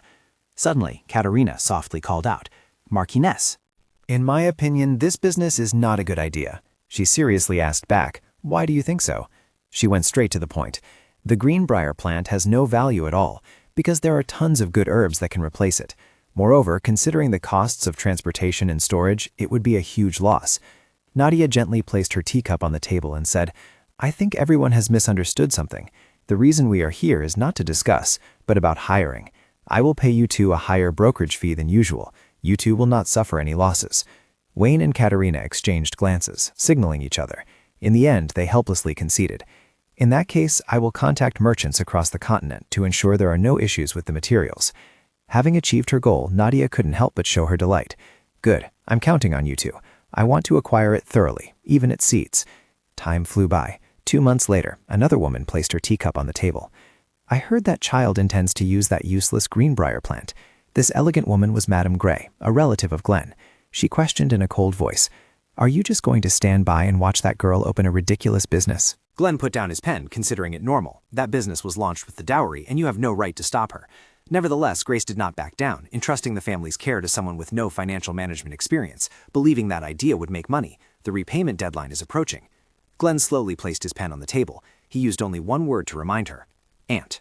She understood, and didn't linger. "I've said too much already. But Glenn, you must know that I am thinking of this family's future." After that, Grace left, leaving the room in silence. Glenn wearily rubbed his head. The repayment deadline. Suddenly, a loud sound came from outside the door. Gordon burst through the door, agitated. "Sir, have you heard the news?" Glenn slowly stood up and asked, "What are you talking about?" Gordon, still panting, confirmed, "So you haven't heard yet. We are saved. We don't have to give up Windshade anymore. It's all thanks to the madam." Glenn froze for a few seconds. What was this? It was a day of pouring rain in a village in the Northern Territory. Inside a small, cramped house, a soft cry echoed. "Mom, it hurts so much." The woman's face turned pale. "No, your hand is... Why did this happen?" The villagers began to stir. "Oh my God, I heard that child from that house also contracted the Black Death." Another whispered, "It can't be just that family. It seems like in recent months we've had someone die every day." They said it wasn't just their village, but the entire kingdom from north to south was in chaos. When will a cure be found? As they chatted, someone ran over from a distance, urgently asking, "Hey, have you two heard the news?" "What news?" The messenger's face was beaming. "They finally found it, the cure for the Black Death. It's Greenbrier herbal tea. They say just having that is enough to cure it." That's why, when the merchants heard the news, they quickly went to buy Greenbrier herbs, but someone had already bought them all up. Nadia stood high above, watching the bustling customers. She called out, "All right, everyone, line up. There's still plenty, no need to rush. Here's the Greenbrier herb." A woman from the town said with immense gratitude, "I was so worried we would just slowly die like this, but thank you for selling them at such a low price. When something like this happens, prices always skyrocket, and common folk can't afford them." The shop owner chuckled delightedly. "It's all provided by the Marquiness. She took care of everything so that everyone could afford it. That's because someone placed an order to supply Greenbrier herbal tea at a reasonable price for those in most urgent need." Trading or reselling herbs at higher than normal prices and hoarding them is illegal. This is to minimize harm to the people. Nevertheless, Wayne still spoke with a hint of worry. "But my lady, if the North monopolizes the cure, I fear the Southern lords will accuse us of intentionally spreading the plague." Nadia smiled nonchalantly. "That's highly unlikely, isn't it? I'm the one who brought Greenbrier, not House Winterfell. Who am I, after all? Am I not Duke Balajit's daughter from the south?" And so, as expected, Greenbrier sold very well. The Merchant Guild was patient with the debt and did business with me selling Greenbrier, which also brought significant profits. And the results could be summed up in 2 words: super profit. Katerina held the money bag in her hand and smiled. 97,200 gold coins. This will be the end of House Winterfell's and the Creek Chamber of Commerce's debt. Wayne added, "The total is 10,087 gold coins. That's correct." Shylock couldn't believe the amount of gold Nadia had earned. Impossible. They actually paid off their debt. Instead, they only authorized brokerage to those who were willing to wait for them to repay their debts. Suddenly, Nadia called out to him, "By the way, Mr. Shylock." Shylock, bewildered, asked simply, "Yes?" She deliberately hinted at something, clearly implying that things weren't going very smoothly with the Merchant Guild members. "I've been most looking forward to your letter." Shylock's pupils suddenly constricted. She was testing him. With that, Shylock's demeanor changed again. "Once the business is completed, those responsible for the Greenbrier brokerage will stay. The others may proceed. It's truly an honor to work with you, Mr. Shylock, and I look forward to seeing you again." He reluctantly conceded. "Likewise, until then, I wish you prosperity in your business." By this time, his hand had already gripped the little girl tightly. A moment later, in Glenn's private room, Nadia's voice rang out. "Do you believe me now, that I will settle the debt after the dowry has been paid?" He looked at her with a probing gaze, unable to foresee the future, yet she seemed to know for certain that everything would unfold this way. Nadia ignored his attitude and continued. "When I was in the South, I happened to enter my father's office. I saw Lord Errol's report when his illness had just become infectious. After reading that report, I guessed that the Black Death would spread throughout the kingdom." Hearing this, Glenn became more attentive. "So the cure is the Greenbrier herb?" "All right," Nadia began to tell her story. "The maid who took care of me when I was little was a gypsy. Every night she would tell me about her experiences. One of them was about how to escape the disease that turned the entire body black and caused death." She smiled, thinking to herself, "Of course, that's a lie." Hearing these words, Glenn paused for a few seconds. Then he bowed his head and said in a serious tone, "I apologize for misunderstanding your intentions. First and foremost, I want to take this opportunity to offer you my sincerest apologies." Nadia felt relieved. "Thank you, my lord. I'm very grateful." It was then that Glenn spoke. "I kept thinking that the idea of us paying off the debt after you earned money was a lie because—" Nadia didn't let him finish, interrupting. "Because my father is Duke Balajit." He didn't hide it and spoke frankly. "That's right. Why would you do something that benefits me? If your father found out, he certainly wouldn't be pleased." Nadia put on a pitiful expression. "Oh dear, what did you hear me say before then? I've said it many times. It's because I love you, Marquis. Don't you remember?" Seeing her expression, Glenn unconsciously held his head. "It's this love affair again." He replied dismissively. "Yes, whatever. House Winterfell is out of debt thanks to you, so if there's anything you want, just tell me." Nadia's eyes widened immediately. She hadn't expected him to say that first. I also wanted to say, "Don't scold me and do as I say," but as expected, at this moment she extended her arms and made a request. "Then please hug me once." Even Glenn hadn't expected this. "What?" A hint of sadness flickered in Nadia's eyes. "What's wrong? Am I asking something too difficult of you?" He hesitated, not hiding it. No, it's not that. I thought you would ask for something else, like wanting me to punish the servants who spoke ill of you, or wanting me to pay today's debt next time. Nadia took a few more steps forward as she spoke. If I did that, I wouldn't be able to be a member of House Winterfell. Might as well. As soon as she finished speaking, she naturally hugged Glenn. Then Nadia shyly whispered, "Aren't you going to listen to my wishes?" Glenn looked at the small girl in front of him, thinking to himself, "That's right, I can do things like this." He actively pulled Nadia into his embrace, surprising her. Glenn didn't forget to enjoy it a little. Was it the scent of soap or perfume? So sweet. As Glenn and Nadia were enjoying the romance, a voice came from outside. The person outside then announced, "Madam, it's time to meet the managers." She secretly sighed in relief. "Thank goodness, I was just wondering when I should let go of him." And then she turned and smiled apologetically. "It's a shame, but I have to leave now." Glenn was a little reluctant, but still nodded. "Yes, go ahead." Before leaving, Nadia didn't forget to turn back and call out, "Glenn, thank you for fulfilling my wish." She was certain in her heart that he must have trusted her a little more. Glenn said nothing, only silently watched her leave. A few days later, Nadia pushed the door open and stepped in to inquire about the situation. "Is the work progressing smoothly?" The redhead turned and called out, "Madam." The blonde ran over, holding a piece of paper. Thanks to the double-entry bookkeeping method, the work had become much easier. Katerina and Wayne were a little surprised. Double-entry bookkeeping. He took the paper and read it through. "We haven't quite mastered that method yet, but observing the cash flow has become much easier. Since expenditure and income data are recorded separately, did Madam come up with this method herself?" Nadia waved her hand in explanation. "No, I'm not that clever. I learned that method from a friend from a distant land." Wayne looked slightly doubtful. "From a distant land? No matter where it is, that method is truly amazing." She bowed her head and said softly, "Indeed, that person truly knows many things." Memories suddenly returned. Nadia had asked Jiho, "Sir Jiho, what is the kingdom where you were born like?" He raised his teacup and calmly replied, "Where I come from, both men and women receive the same education. That is a matter of course in my kingdom." At that time, she was very surprised. Men and women receive similar education? Jiho gently explained, "Yes, they use that knowledge to serve the work they will do in the future. Each person will seek what they truly want to do."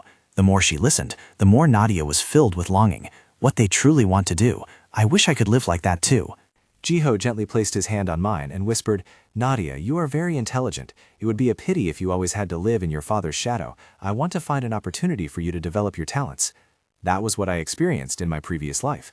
Every time we met, he taught me new knowledge. Thanks to him, I was able to break free from my previous way of thinking, and his knowledge also helped me perfect my revenge plan after my reincarnation. But after saying those words to me, he abandoned me to climb to a higher position. Lost in thought, Wayne suddenly called out, "Madam, please be careful of that merchant. He is very greedy and cunning. He won't let it go." Nadia waved her hand, her voice full of confidence. "You two don't need to worry. Do you know what kind of people my father hates the most? It's those who don't pay taxes." At the same time, Duke Balajit angrily slammed the table. "Immediately, go and inspect all businesses operating in the north for me. Not a single one must be missed." The other party bowed and replied, "Yes, my lord." He clenched his fist, gritting his teeth. "Because that idea was so ridiculous, I allowed the girl to use her dowry to develop her business. I can expect her to succeed. There's something very strange about this. How could that happen, even if it's just a coincidence? Is Nadia planning to betray me? No, I didn't even know it would happen, so how could she have planned it beforehand? It must be a coincidence. The Winterfells benefited the most from that incident. The girl is just lucky this one time. The Winterfells will soon fall back into heavy debt." Back at the Winterfell Manor, everywhere was luxuriously decorated. A comment rang out. "Everything has been repaired and put in order, hasn't it?" Gordon wiped away his tears with a handkerchief. "Yes, it's all thanks to your business idea. You helped the family paying off all of their debts and even continued the delayed renovation of the manor. We don't know how to thank you enough." Nadia looked at him and smiled. "I'm very happy to see the Marquise's mansion sparkling clean like this," she thought to herself. "Finally, I feel a little comfortable." With that, Nadia bid farewell to Gordon and Fabian. Now, back to the office. They replied in unison, "Yes." At this moment, a strong determination surged within her. I've had to put in a lot of effort. But the feeling of having her own work for the first time in her life was truly wonderful. Before leaving, Nadia called out to Gordon, "I have something I want to give you. This is a special reward just for you, Gordon, for being the butler of the Winterfell family all this time.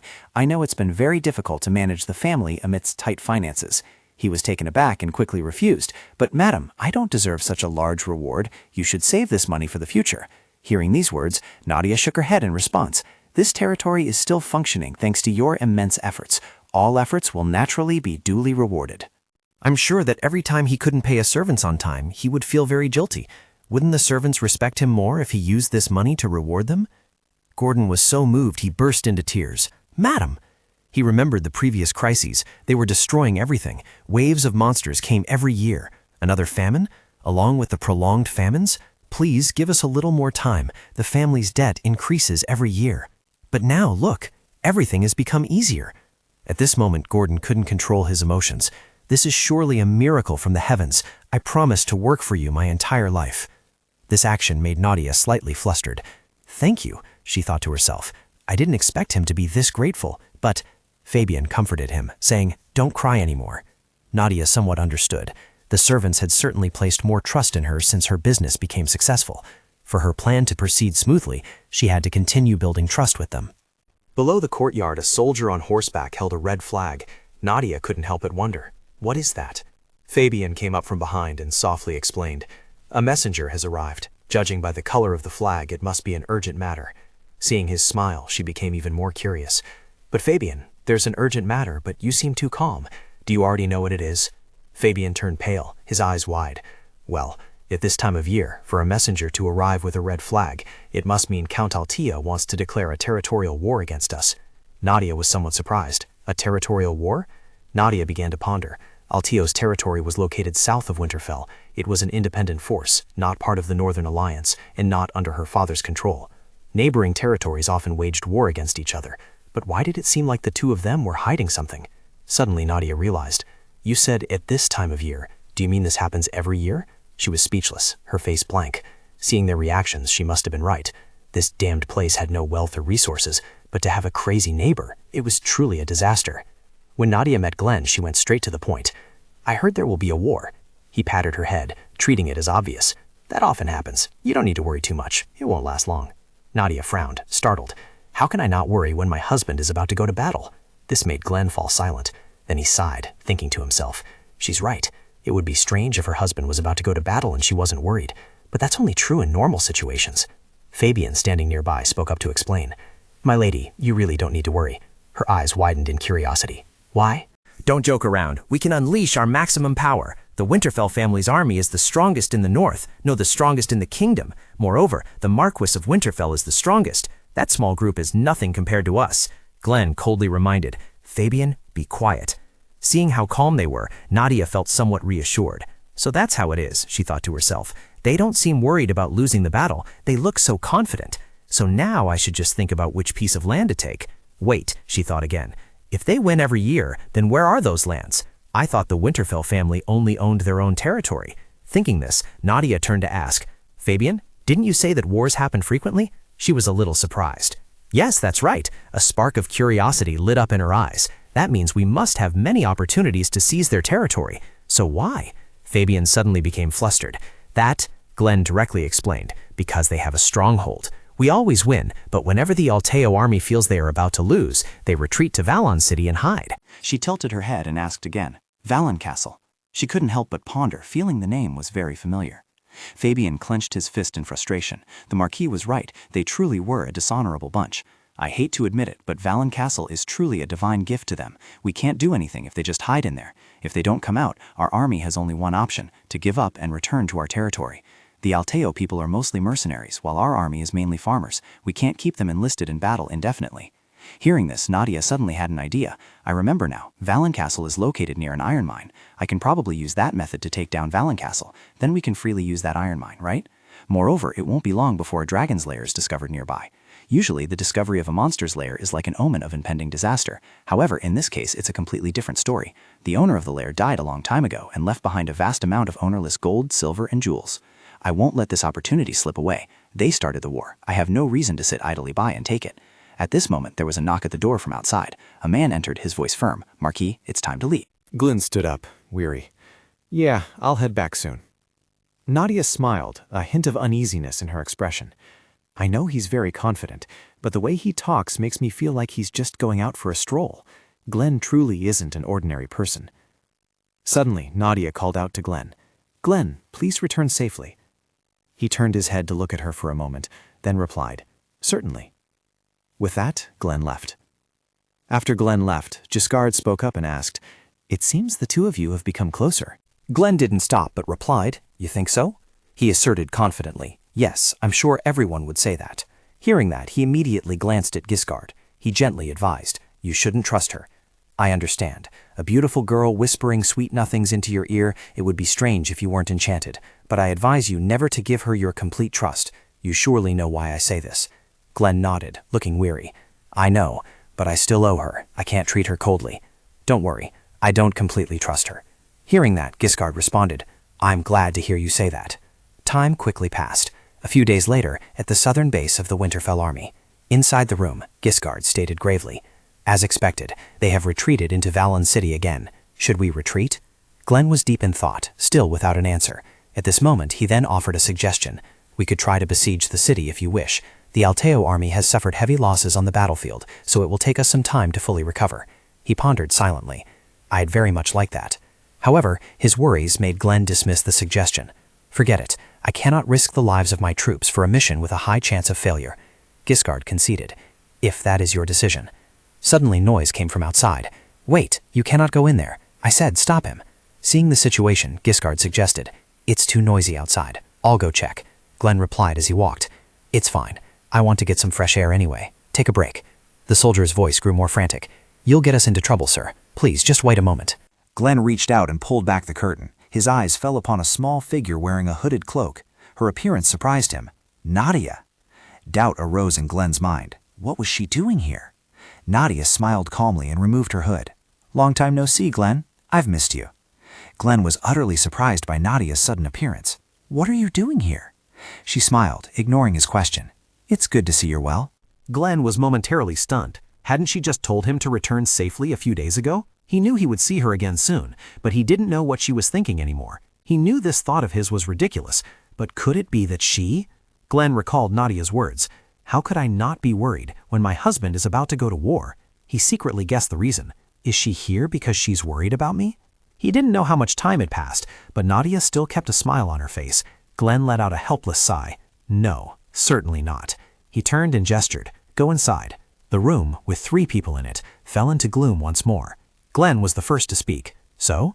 Nadia understood and replied directly, "I've brought the military order." He asked in astonishment, "What? What do you mean? What are you talking about?" At this moment, Nadia said something shocking.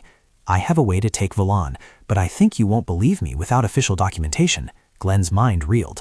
Perhaps she had never truly worried about him. Should he be happy about that? No, the mere thought of it was too ridiculous. He dismissed it. He spoke up to remind her, "I'm sure you understand the significance of a military order during wartime."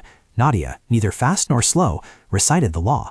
"Any individual who deceives the military during wartime shall be executed." "I understand," she told herself.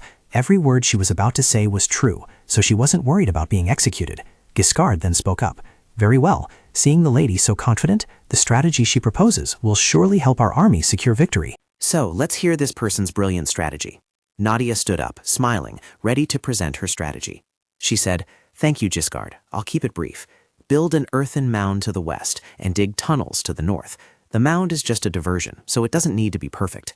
The important thing is to dig tunnels, place a large amount of gunpowder and oil into them, and then wait for them to explode. When the tunnels collapse, the city walls above will also crumble. That will be our army's moment to defeat them." Glenn seemed to be considering it. Nadia's idea of digging tunnels was excellent, as our army couldn't breach the city gates. He pointed at the battle map. "We had also thought of that, but this area has a very large quarry. We also scouted other areas around Balin Castle, but every place had a quarry." Nadia caught on, a bright smile on her face. She said, "You don't need to worry about that. During one visit to my father's office, I accidentally learned of Balin Castle's weakness. Since the stone in the northern part of Balin Castle is softer than elsewhere, you won't encounter any problems." Still unconvinced, Glenn remained skeptical. Many generations of the Winterfell family had suffered headaches from wars with Balin Castle. If we were to retreat now without results, we would face a similar situation, especially if what she said was true. Nadia added to her assertion, "My father personally ordered his subordinates to investigate the enemy's weaknesses. Therefore, this information is reliable." Giscard frowned in annoyance. He thought, it's obvious that Duke Bolliget would have such information, but then again, the lady is his daughter. He gritted his teeth inwardly. "I don't like her at all." Noticing the malice in his words, Glenn reminded him, "Giscard, our strategy to attack Balin Castle has never succeeded. If she is so certain about this information, isn't this a very good opportunity? Sending troops to the north, it wouldn't be difficult to check if the stone there is truly soft." Giscard was slightly surprised, but still obeyed. "Yes, sir." He added, "I don't think she would dare to bet her life to deceive me." Nadia transformed into an obedient puppy, saying, "Yes, I knew my husband would trust me." She rejoiced inwardly. "That's right, I've put in a lot of effort to help you." Glenn looked at her with a strange gaze. Her husband, should I trust her? That's not what I meant. Suddenly Nadia grabbed his hand. Well, as I said before, please remember to stay safe and take good care of yourself. A few days later, Discard paused in the middle of the battlefield. He frowned in confusion. Really, I don't believe it. She wasn't lying. Nadia's plan had succeeded. The city walls had fallen. Attack! Altio trembled and pleaded. I already said I surrender. Marquis Winterfell, are you a noble without a sense of noble pride? Even though I am your prisoner, I am still a noble, so abide by the principles of the nobility. A murderous glint flashed in Glenn's eyes. Pride, principles. It hasn't even been half a year since the Winterfell army returned from the Kalalai expedition. As a noble, do you feel proud to have declared war on the soldiers who sacrificed themselves for the kingdom? Despite his fear, he continued to bluster. You cannot take a noble's life if you lay a finger on me. Suddenly, a voice called his name. Count Altio, you are right. Altio showed a look of disdain. What is a woman doing here? Nadia chuckled, removed her hood, and continued with a smile. Although we won the battle, we cannot take your life. So how about this? What do you think of a story where, after the Count's capture, he was so humiliated by the defeat that he chose to end his life in prison, leaving behind a suicide note stating that he did so to preserve the pride of a noble? Altio's face darkened, his heart screaming. Who is she? She's insane. If I keep resisting, they'll really kill me. Thinking this, he prostrated himself. Please don't kill me. As long as you let me live, I will give you anything you want. Just as expected, Nadia presented a piece of paper. This is a non-aggression pact, meaning a treaty of mutual non-aggression. Sign here, and we will spare your life. Altio's body trembled, his voice stammering. This is... She had already prepared the favorable conditions. First, House Altio shall not undertake any military actions against House Winterfell for the next 3 decades. Second, House Altio shall be responsible for paying 10,000 gold coins for the damages caused by the war. Third, House Altio shall permanently transfer ownership of the land of Reyna, including the city of Valon, to House Winterfell. Nadia reminded him in a low voice. Those 3 conditions are non-negotiable. She urged, what's taking so long? Sign it quickly. The cheers of the crowd rang out, setting aside worries and enjoying the evening. They drained their beer glasses and exhaled with satisfaction. Great, one person confided. What a relief. The war made me sick with exhaustion. The person next to him chimed in. Indeed. Everyone discussed animatedly. Did you see his expression when we presented the treaty? Who would have thought that only the land in the northern region was soft? And the one who told us that was the lady, wasn't it? The crowd cheered again. Then let's raise our glasses once more for the lady. Drink! Glenn sat to one side, thinking to himself. Last time she helped me pay off my debts. Now it's the war. She really helps me overcome many difficulties. He recalled. At first I thought she approached me to spy for her house. So why? Thinking of this, Glenn turned to ask, Fabian, I don't see Nadia here. Fabian, who was currently devouring a piece of meat, replied, Yes, my lady. Earlier, my lady said that person was tired and wanted to return to their room to rest. Inside the room, Nadia was working. She sighed wearily. How can I tell him the location of the dragon's lair without raising suspicion? Method 1. I accidentally discovered the dragon's lair while walking deep in the mountains, in a desolate place. Method 2. My ancestors revealed it to me in a dream. Both methods sounded unbelievable as soon as they were heard. A sudden knock on the door from outside puzzled Nadia. I already said I wanted to rest. Who could it be? She spoke up. Yes, come in. But the person in front of her was Glenn. Nadia asked curiously, I thought everyone was still at the party. Why are you here? He replied calmly, You played a significant role in this victory. I think you should appear before the knights for a moment. She nodded in agreement. Yes, you are right. Glenn extended his hand, offering. So, Nadia was stunned by his action. Is he going to lead me down there? What's wrong with him? She smiled shyly. That's unexpected. Please don't bother. It's not in. Glenn initiated the conversation. I heard Fabian say you were tired and wanted to rest in your room, but just now you didn't look like you were resting. Nadia quickly explained. I was about to rest, but I kept thinking about our new territory. It wasn't easy to conquer that land, and we should think about how to use it. Glenn nodded. I see. Nadia added, I'm particularly very interested in quarries. We can use those resources to boost iron production. Just then, Nadia unfortunately slipped. She thought she would fall painfully, but a warm arm pulled her back. Nadia's voice became flustered. Thank you, sir. Perhaps it's because you've returned safely that I've become so careless. In her heart, she wanted to explode. How embarrassing. Why did I have to slip? But most importantly, his face seemed a little too close. She quickly reminded him, You can let go of me now, sir. Glenn only then came back to his senses. He gently instructed, From now on, be more careful. Nadia's heart felt like it was about to leap out. Just now, he said he wanted to lead her down. But what about now? Today, he was like a completely different person. At the party, everyone was drinking and telling stories, having a great time. The bewildered face of that count was truly hilarious, and his frantic escape. Seeing this, Nadia exclaimed, they were truly letting loose. Suddenly, someone recognized her. The Marchioness is here? Madam, why did you take so long? Hooray, it's the Marchioness! Nadia awkwardly smiled and greeted. How was everyone? She felt awkward internally. Everyone is completely drunk. This is why I didn't want to join. Glenn also noticed her mood and said, everyone is excited because the long territorial war has finally ended. Please overlook their behavior today. Suddenly, a hoarse voice rang out. Marchioness, I have something to discuss with you. Nadia felt puzzled, thinking to herself, just guard. She told herself, it's fine. I have to clarify things with him anyway. She didn't beat around the bush, directly asking, what is it? Just guard quickly knelt down on both knees, his voice full of regret. Madam, please forgive my previous insolent and skeptical attitude. Nadia found the situation very unusual, truly unexpected. She calmly replied, stand up. I understand why you didn't trust me. You are right. I carry the bloodline of the Balajit family. But respecting me is also respecting the Marquis. Your previous disrespectful attitude towards me brought shame upon the Marquis. Glenn spoke up to defend Giscard. He did it because he is loyal to me, and I will certainly not let such a thing happen again. But it seemed Nadia didn't think so. No, my authority is self-established, and I will personally mete out a fitting punishment for him. Giscard bowed his head in apology. Yes, my lady. I also realize how serious my mistake is, and I will accept any punishment. She warned sharply. It will be quite difficult for you to bear this punishment alone, but if someone shares the punishment with you, it will be lighter. Everyone in the room looked at each other with bewildered eyes. What does sharing the punishment mean? Fabian turned pale. Is the lady going to punish him? I can't believe she'd go this far. Nadia wittily suggested, your punishment is that everyone here must drink a glass of wine, but everyone must drink, no exceptions. They froze when they heard that. Huh? Then everyone looked cheerful. We've been tricked by the lady. I didn't expect her to be such a joker. She was also very excited. I'm happy that everyone looks so enthusiastic. Can you bring what I asked for? The maids, upon receiving the signal, immediately brought out countless barrels of wine that had been prepared. Everyone was startled by this. Madam, this seems a bit much. Every barrel was vodka. Nadia repeated cheerfully, I did say this was a punishment, didn't I? She turned to the commander. I will pour you a glass myself. Giscard looked a bit embarrassed. Thank you, madam. He understood clearly in his mind that everyone surely thought this was just a game for entertainment, but it wasn't. She was pointing out their disrespect and winning the hearts of the knights. Now everyone clearly recognized her authority. She was truly extraordinary. Perhaps this time the North would truly be glorified by the presence of a special guest. Nadia asked loudly, who's next? Everyone clamored, me, madam, choose me. Hey, stop it, don't you see I was in line first? Seeing everyone's enthusiasm, she also showed great generosity. Here you go. Glenn secretly observed Nadia's actions. He also smiled contentedly at the situation. It was late at night. The study door creaked open, and a mysterious person entered. The person rummaged through the pile of documents, as if searching for something. Seemingly having achieved their goal, the mysterious person laughed heartily. That person was none other than Nadia.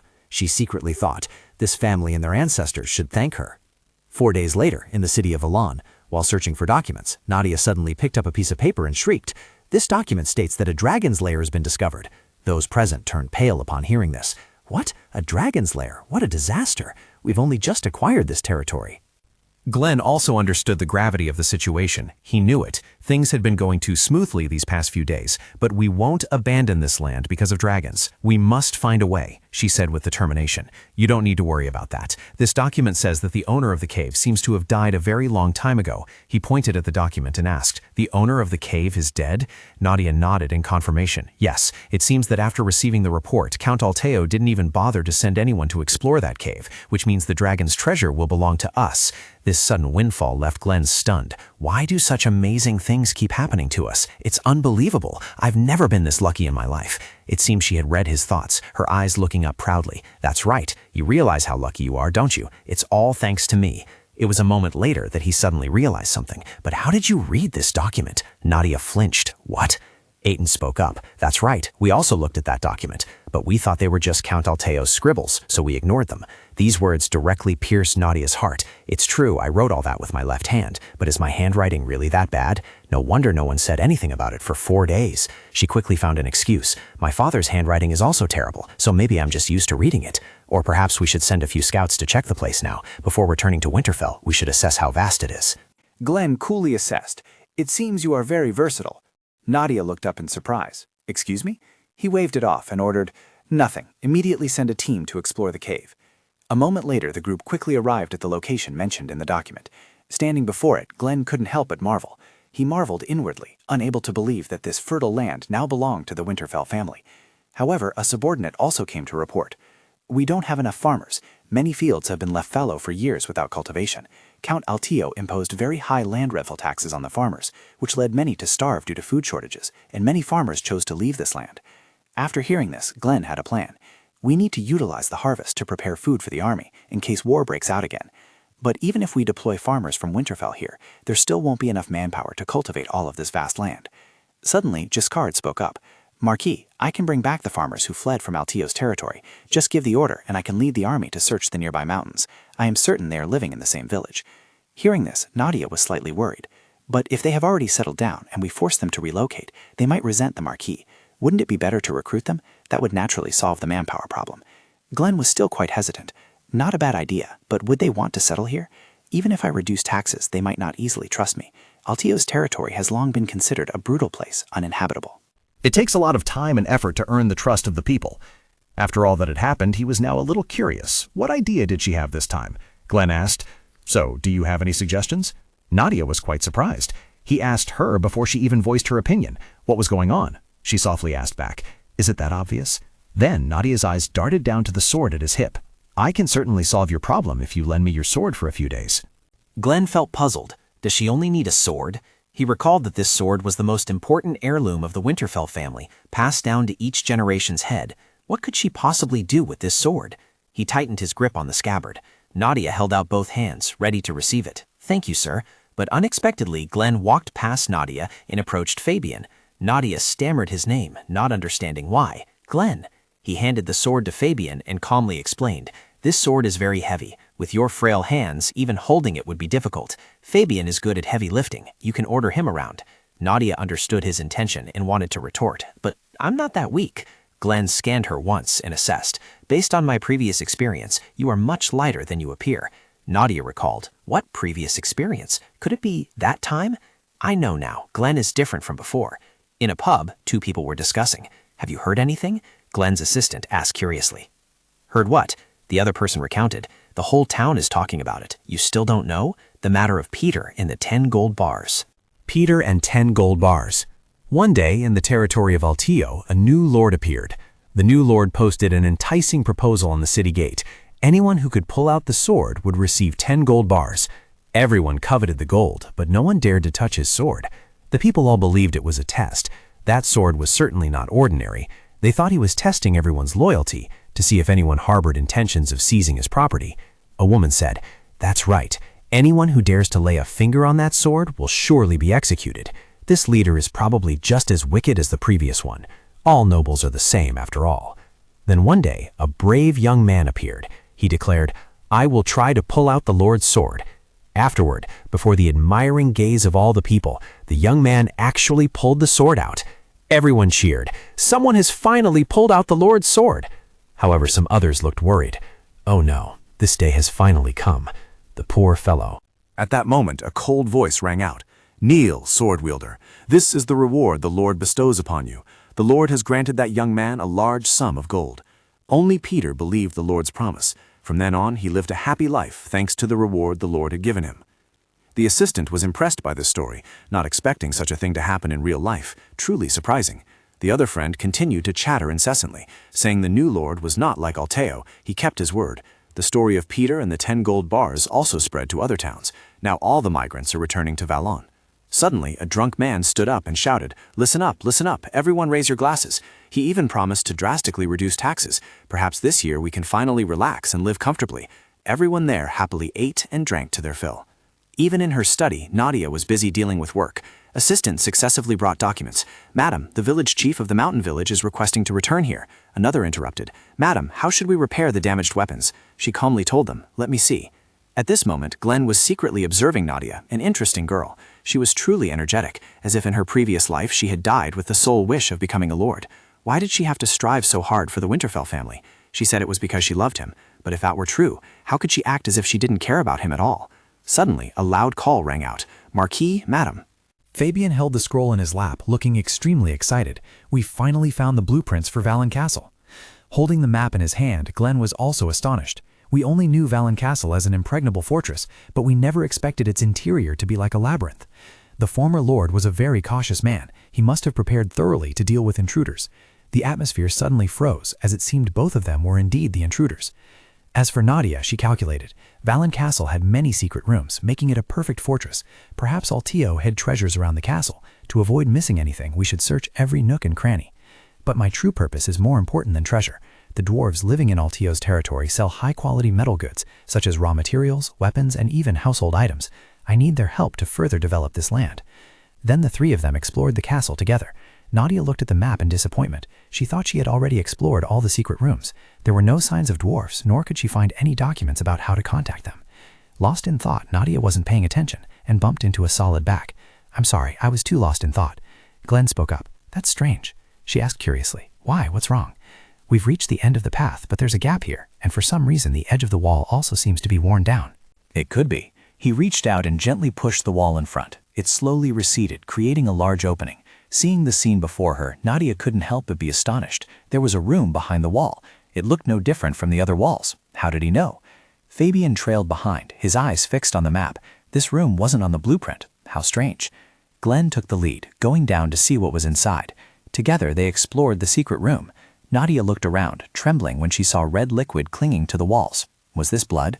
He suddenly stopped, looking up at something. Glenn was stunned by the sight before him. Why would Alteo hide a forge so deep underground like this? The walls were hung with powerful and sharp weapons. She couldn't help but pick up a dagger to examine it. The craftsmanship was truly astonishing. Glenn stepped forward, took the dagger in remind of her. These things might be poisoned. You shouldn't touch anything here. She obediently complied. Yes, thank you, sir. Questions arose in his mind. It was too strange. Were Alteo's weapons this advanced? This dagger was much thinner and sturdier than his own. Fabian, with a pale face, reported. Marquise, I just heard a sound coming from over there. Glenn repeated. A sound? He couldn't keep calm, his voice trembling. Yes, from that door. It sounded like someone was moaning. This time, Glenn still took the lead to investigate. Nadia observed continuously. An underground forge, in craftsmanship of the highest caliber. So perhaps behind this door was... He spoke up, suggesting, I'll go in and check. Nadia, stay behind. Fabian turned pale with fear. It's been quite a few days since we captured the city. How could anyone still be trapped inside? What if it's not a person but a ghost? Seeing that he was still scared, Glenn reminded him, Fabian, Nadia is standing right next to you. Glenn narrowed his eyes. Kill them? What do you mean? Her voice was flustered. Weren't you going to? So you raised your sword, Nadia justified herself in her mind. How could I not think you were going to kill them when you raised your sword with that murderous look on your face? He sighed and swung his sword down. This. The blade cut through the chains binding the dwarfs. Glenn gently explained. It's to free them from their chains. The freed dwarves visibly rejoiced. With that done, he began to introduce himself. I am Glenn, the new lord of the Alteo territory. Now tell me what he did to you. The dwarves looked at Glenn with gratitude. Their voices were choked with sobs. We don't know why things turned out this way. We wanted to see the outside world, to use our skills to forge new creations in a larger place with richer resources. That was the reason that drove us to venture into the human world. But no one welcomed us. When they saw us, everyone tried to drive us away, shouting, demons, monsters. Those dwarves were isolated by everyone before they even had a chance to explain. Realizing the situation was dire, another dwarf asked the leader, Sir, is this the last house, or should we move on to another village? Even though there are sick children in our group, they still treat us like monsters, running away when we approach, and no one offers a helping hand. It was raining then, and the rain seemed like it would last for quite some time. They were extremely worried. What should we do now? The leader was also heavy-hearted. If this continues, not only the children, but everyone will be in danger. If only there was a place to shelter from the rain now. Finally, he decided, I will go into the city. I believe the lord of this land will take pity on us. A few others also stood up. We will go with you, sir. Entering the city, they bowed their heads and pleaded, Please help us. Please, sir, just until the child's fever breaks, that's all we ask. Altio looked down at the crowd before him with disdain. They claimed it was an emergency. Who allowed these lowlifes into the city? He rubbed his head and asked, Who let them in? His assistant replied, It was the new gatekeeper, sir. Altio waved his hand. Forget it, I don't need to know. Cut off his hand and banish him along with these lowlifes from the city. His subordinates immediately obeyed. Yes, sir. The dwarves hastily pleaded, But please, sir, don't banish us. Though we may not be of much use, we will dedicate everything we have to you. At the very least, please listen to us. The soldiers began to lose patience and grabbed them by their collars. Why aren't you gone yet? Due to the excessive force, a cup fell from their sleeve. It rolled right to Altio's feet. He picked it up and examined it. What is this? Wait, hold on. Where did they get this valuable item? Did they steal it? Altio held up the cup and questioned them.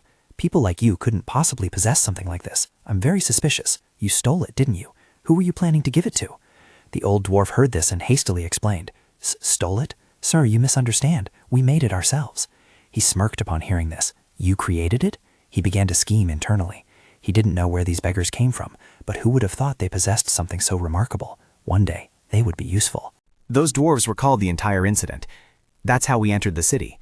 Altio said that as long as we produced what he requested, we could stay here for as long as we wished. He prepared this place for us to stay, saying it was in case any danger arose. We didn't take that seriously, as we only intended to stay until the child's condition improved anyway. But then, finally, the old dwarf stood up and bowed. Thank you for everything, sir. The child has recovered, so we intend to leave. Upon seeing their intention, he was displeased. You ungrateful wretches, when you had nowhere to go, I took you in. You want to leave the city? I cannot let you go. The old dwarf pleaded, but in return, to be allowed by you to stay here until the child recovered, we have already done everything you asked. We have no reason to stay here anymore. Altio, feigning righteousness, justified. I have a responsibility to protect the people of this territory. I cannot let you dwarves run rampant throughout the city. Who knows what might happen? While you were here, you even learned how to craft weapons. What if you use that technique elsewhere? I think you understand why I must control you. The dwarves trembled with rage upon hearing this. What is he saying? Does this mean he never intended to let us leave? One of them spoke up in protest. You didn't even provide enough food. You didn't give us time to sleep or rest. How could you do this to us? The old dwarf quickly intervened. Dihi, stop. But before he could do anything, Altio threw him aside. Dihi fell to the ground. The old dwarf exclaimed anxiously. Dihi! He scornfully remarked. Look, you even tried to attack your benefactor. How can I allow you into my territory? The old dwarf summarized the situation, his voice choked with emotion. Since then, we have been imprisoned here. Just when we thought we were about to starve to death, you found us. Glenn also felt pity for them. I understand. I apologize for not coming sooner. He waved it off. Customer? No. Why would it be your fault? It's all because of that scoundrel. He proposed. I will compensate you for his exploitation of your labor. I also guarantee that all of you will receive medical care until you have fully recovered. The old dwarf refused. We don't need money. That's not why we explained everything to you. We are very grateful for the treatments we received from you, and we will return home immediately after we recover. Nadia had remained silent until now. She felt a silent sympathy. They belonged nowhere and were unwelcome wherever they went. The result of trusting someone was only betrayal. I understand their feelings, she thought. I have moved forward, and for that reason, I won't let them suffer the same fate I did in the past. Finally, Nadia spoke up. I cannot let you all return home in such a miserable state. You decided to leave because you wanted to see the outside world, but you haven't seen anything yet. The world out there is vast. You should stay here with us. You can experience the vast world with us at Winterfell. The old dwarf still wanted to refuse. Deep down, he still thought that they were all the same and would eventually exploit people like them. As if sensing his thoughts, she promised him, I will ensure everyone's safety. You will not be detained for another minute. You will receive holidays and be paid, and you will also be free to roam the territory as you please. Of course, I will not force anyone. If you wish, you can refuse my offer. I would be very happy if you chose to stay, because we are currently in great need of skilled artisans like yourselves. As she said those words, Nadia recalled that she herself had once longed to hear such kind words, but no one in that house had welcomed her. The old dwarf was moved about hearing this and wondered to himself, does she need us? Suddenly, Glenn stepped forward and spoke up. I also agree with my wife. Nadia was a little surprised. Glenn reassured them, I understand your worries about being treated as before, but you don't need to worry. As the new lord of this land, I will guarantee your freedom and safety. The dwarfs discussed the offer among themselves. The head made the decision, and I think everyone agreed. Glenn was overjoyed by it. It was a sound decision. First, we will proceed with treatment. Your accommodation issues will be discussed after you recover. I look forward to working with you. Later in the study, Fabian excitedly burst through the door to announce, "Marquis, we have the results of the metal armor test. Just as the madam said, it's excellent. Look." Glenn's gaze was slightly suspicious. "You didn't test it by wearing it yourself, did you?" Fabian chuckled. "What's the harm? It's a good result either way. But how did you come up with that idea, madam? Your advice always leads to good outcomes." Hearing that, she gave a wry smile, clarifying that it wasn't exactly her idea. After a moment's thought, she quickly found a reason to explain. "I've been thinking about making it for a long time, but never had the opportunity. Suddenly, we found a lot of iron ore, and even dwarfs, and the pieces just fell into place." Deep down, she knew that plate armor, superior to traditional chainmail, would truly be put into use. By someone in the future. I have knowledge of it because I have already experienced that future. He spoke up. If we can expand the supply, this thing could really help our military defense line. Nadia agreed. Yes, of course, I will continue to implement it. Glenn was curious. You will, she replied excitedly. That's why I'm here. When we return to Winterfell territory, we will also have new weapons. Glenn gazed at Nadia thoughtfully for a long time. An indescribable feeling arose within him. He never knew what she was thinking. At this moment, Nadia was elegantly enjoying her tea. She calculated. All the pieces were in place. Gold obtained from selling herbs and from the dragon's lair, food and land from the territory, and military advantage from new weapons and armor. Soon, this territory would grow as powerful as the South. Then, in the upcoming battle between the North and the South, the Winterfell family would be able to defeat the Balaget family. I guarantee you will suffer the most terrible fate. Outside the window, birds chirped melodiously, sounding delightful. A knock sounded at the door. "Madam, may I come in?" Fabian happily walked over. "I brought the handicrafts you requested." She gratefully accepted them. "Thank you, Fabian." He looked very proud. "I had to seek out the most renowned artisans on Reyna to get these. You have no idea how much trouble it was." As if suddenly remembering, Fabian asked curiously, "But why do you suddenly need these? I don't think you need them for yourself." Nadia smiled and replied, "These are gifts." She recalled that she had never prepared gifts for anyone before. In her previous life, I didn't have anyone by my side to care for. Of course, I had never received gifts from anyone either. Come to think of it, I did receive one gift. In that memory, Karine was throwing things around in a frenzy. How infuriating! Why does a mere illegitimate child like you get more attention than me? As usual, Karine was in a rage. It was because, at the ball, my gown looked more eye-catching than hers. She had forced me to wear that dress, as if she were doing charity. Nadia tried to calm herself then. "It's okay, she'll calm down soon." But Karine became even more outrageous. "Are you ignoring me?" I was too used to Karine hitting me when she was angry and couldn't control herself, so I resigned myself to her beating. But then, Jiho appeared and firmly grabbed Karine's hand. "Lady Karine, what are you doing?" She gave him a cold glance. "It's none of your business. Go away, this is a private matter." He frowned in annoyance. "Private matter?" Jiho glanced around, assessing everything. Broken pieces of pottery scattered on the ground. Nadia's sorrowful, averted face. He announced coldly, "Ah, well then, perhaps I also have a private matter to attend to." Karine froze, unable to believe what she had just heard. Jiho gently approached her. "Lady Nadia, I have something I wish to discuss with you." Nadia was pulled away, still not understanding what had just happened, and quickly said, "What, Mr. Jiho? Wait a moment." The two quickly went outside, leaving Karine alone in the room, fuming. At the restaurant, Jiho spoke, praising, "I've been thinking about this for quite a while. Lady Nadia, I think bright colors suit you very well." Nadia felt a little shy hearing that. "Oh yes, thank you, sir." She thought to herself, "A new dress and an unannounced meal. We're engaged, but have never spoken to each other, even when in the same room. Why?" Nadia accidentally overheard a conversation from the next table. "I heard this restaurant has been very popular with many young ladies recently. Have you ever dined here?" "I've never left home, so I haven't had the chance." Nadia exclaimed, "Oh, I didn't think it would be so crowded here." Jiho had been talking nonstop. "Oh, I've talked too much. While the food is still hot, please try it." She readily agreed, "Yes." As soon as she put a piece of food in her mouth, Nadia was overwhelmed. "It's delicious." He also smiled contentedly. "I'm glad you find it delicious. As they say in TV dramas, the most important thing on a first date is choosing the right food." Hearing those words made her blush. Date? Sir Jiho, you should try the food too." At that time, she didn't understand what TV dramas were. Jiho looked down at the banquet table but didn't touch his knife or fork. He still showed concern.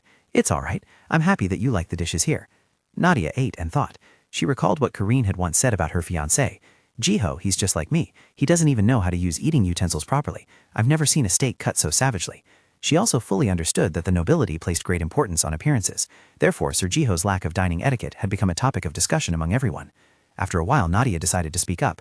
I don't mean to be disrespectful, but may I ask you a few questions? He nodded. Of course. Nadia went straight to the point. Are you unfamiliar with our dining etiquette?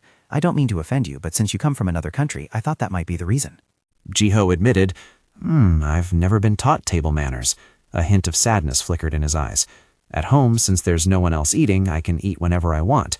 But if I make a mistake in public like this, I'll become a laughingstock, and it would also embarrass Miss Nadia. Hearing that, she was slightly taken aback. Nadia offered, if you're okay with it, would you let me teach you? He couldn't believe it. You would teach me? After the meal, the two left the restaurant. Jiho seemed elated. Thanks to you, I had a wonderful time today. This restaurant is also excellent. She merely smiled in response. He continued, I know my words might be a bit abrupt, but there's something I want to ask you, Lady Nadia. Nadia was curious. You want to ask me? Jiho confirmed. Yes, I'm a bit hesitant to ask, but does your family treat you very poorly?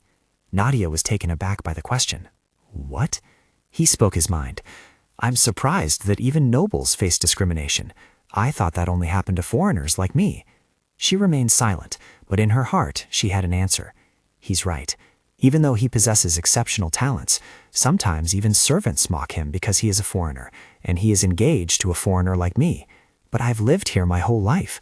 I have a family, people who share my blood, even if they don't care much for me. But by his side, there is no one. Nadia sadly bowed her head. You must have had a very difficult time. He hadn't expected her to say that. Then he took her hand. Jiho looked at Nadia with deep affection. You too, Nadia? He awkwardly asked. Nadia, may I see you again? Next time, I'll teach you how to read the stars. She softly wondered. There's a way to read the stars? Jiho calmly explained. Yes, if you look at them long enough, you can learn many things. By looking at them, you can tell the weather, geography, and even the right time for planting and harvesting. Nadia was extremely delighted.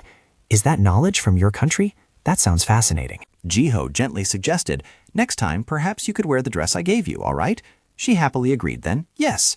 Back to reality, Nadia told herself, I'm not wasting time on these memories. Just forget them. Even if those things did happen, it doesn't matter. He betrayed me. The more I trusted him, the greater the pain. Elsewhere, Jiho was still longing for that girl, Nadia. Nadia's father roared in anger. What? The Marquis of Winterfell has already captured Valen City? That bastard Altio, how could he let him steal the city? The subordinate speculated. It seems the Winterfell army dug a tunnel beneath the city and blew it up. He was puzzled. What? How did they know where the soft ground was to dig down? I don't think that useless Marquis would know this top-secret information. Nadia's father trembled with rage. Then he pondered. Ever since Nadia married Marquis Winterfell, only good things had happened in Winterfell. Could this just be a coincidence? The land of Reyna near Valone City was the most fertile land in the country and served as a stepping stone to advance south. It was also an untouched area because Altio had put pressure on Winterfell through periodic wars. A moment later, Nadia's father, now calmer, asked, He's been the talk of the town lately. Isn't he a dragon slayer? A dragon slayer? He let out a sigh of relief.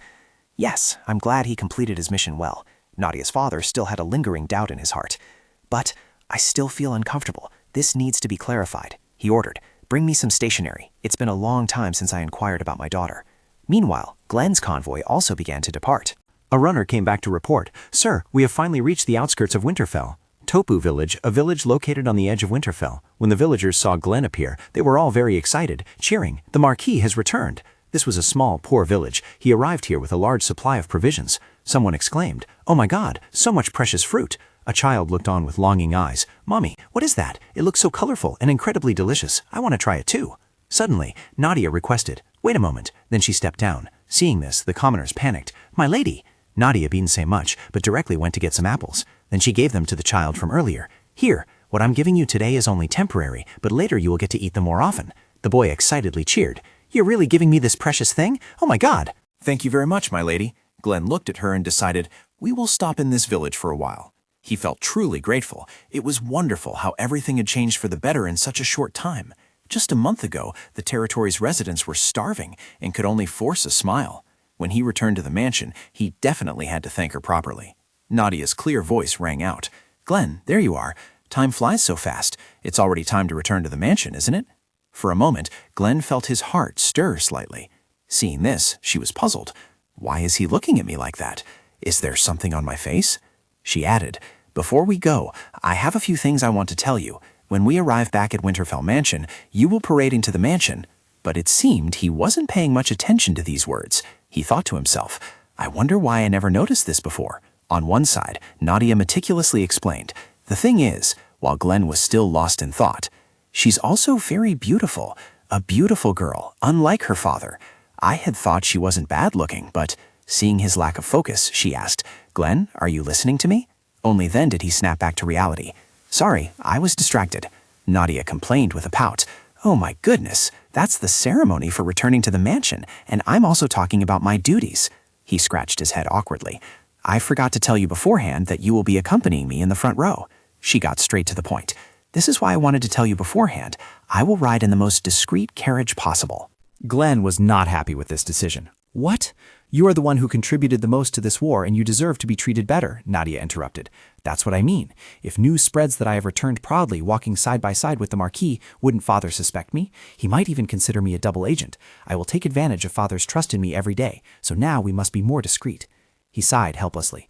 There's no need. It's true that Duke Balajit and I are at odds, but he is still your family, isn't he? I'm not asking you to betray your family. You don't need to get involved in the relationship between him and me, my lady. Nadia quickly dismissed it. No, in the not-too-distant future, there will be a great war between the North and the South. In fact, the Marquis has also anticipated this. If there comes a day when I have to choose between you and Father, I will choose you, Glenn. Glenn was stunned by these words. No, you might feel that way now, but if you harm your family with your own hands, you will regret it for the rest of your life. I don't plan for you to be discovered in the war, my lady. She gently clasped her hands and explained, Thank you. I am very grateful for what you said, but my helping you is not without reason. Because I like you, I want to be useful to the one I love. Once again, his heart stirred. Glenn thought to himself, damn it, do Southern women really express their feelings so frankly? Finally, he had to give in to the lady's wishes. I understand what you mean. We're about to depart. Let's head back to the carriage. Nadia happily replied, Yes, see you later, Glenn. As she turned away, she also wondered to herself, what was that? Was he just embarrassed? Looking at Glenn's expression, he actually looks quite cute. Elsewhere, Grace was relentlessly questioning, So you can't hand over the seal to me. Butler, do you really want to do that? Gordon refused. I apologize, my lady, but the mistress's seal cannot be handed over so carelessly. Seeing that things weren't going her way, she immediately flared up. Look, Gordon, just a few months ago, I was still responsible for managing this estate. Essentially, it was just you and I. Don't you trust me? He could only tactfully say, I am very grateful for your assistance, my lady, but things are different now than before. Now that Winterfell Estate has a mistress, I cannot arbitrarily hand over the seal to you, my lady. Grace smirked. Is that so? Does this mansion truly have a lady of the house now? You can't just cover up the truth. The servants are very agitated. They say they haven't seen the Marchianas for days. Tell me, when the lady of the house is absent so irresponsibly, who will manage the household affairs? Grace continued to pressure Gordon. Don't you find it too coincidental that she disappeared right after Glenn left? She must have taken advantage of a lapse in supervision to escape. An accident must have occurred in the territory. Have you forgotten she's from the Balajit family? Gordon bowed his head and explained. I understand your concern. Madam, I wasn't going to mention this, but she is currently with the Marquis. Hearing this, she couldn't help but be surprised. She's with Glenn? Since when? Nevertheless, she's still clearly suspicious. How can you be sure she isn't plotting something sinister on that dangerous battlefield? He didn't dare to speculate wildly. That may be so, but the Marquis will take care of everything. Grace felt very annoyed. What did that girl do to make this strict butler take her side? Why hasn't Glenn brought that girl back yet? She will definitely be a hindrance to Glenn. Gordon feigned innocence. I don't know. He will be back soon. You can ask him directly. She trembled with anger. What? He repeated. The Marquis will return to the mansion shortly. Outside, cheers also rang out. Congratulations on your glorious victory. Congratulations, Marquis. Seeing this, Grace ran out, putting on a show of familial affection. I'm glad you've returned safely. Glenn dismounted and replied, I'm back, Aunt. She forced a fake smile. You're truly amazing. You've certainly achieved a great feat. And also, I see the Marchianas is also with her child. I'm glad the girl is all right. Grace's performance was truly outstanding. Hearing that she left the mansion for the battlefield, I was very surprised. How could a girl go to such a dangerous place? She was secretly pleased, waiting to hear her answer. Nadia immediately feigned shyness. Well, it's because I missed the Marquis so much that I couldn't sleep. Grace instantly froze. What? What kind of nonsense is that? The servants whispered amongst themselves. Did you hear that? How romantic. Glenn also blushed shyly upon hearing that. She muttered under her breath, that disgusting girl. So that's why. Grace had no intention of letting up and continued to question her. If you love the Marquis so much, shouldn't you think about him? Don't you think your presence there would hinder everyone on the battlefield? She lowered her gaze, looking regretful. Madam is right. I didn't think it through. Another voice suddenly spoke up. Madam. Grace remembered. That's right. A loyal person like Giscard would tell her. Clearly he was displeased about a woman appearing on the battlefield, and it seemed he was taking this opportunity to say something. But on the contrary, Giscard seriously warned her. Please be careful with your words. There are many eyes and ears here. Please be polite to the lady. Grace was so flustered by his words that she couldn't speak. He defended Nadia. The lady came to us because she was worried about the Marquis. Since she isn't causing any hindrance, you don't need to worry. She gnashed her teeth in anger.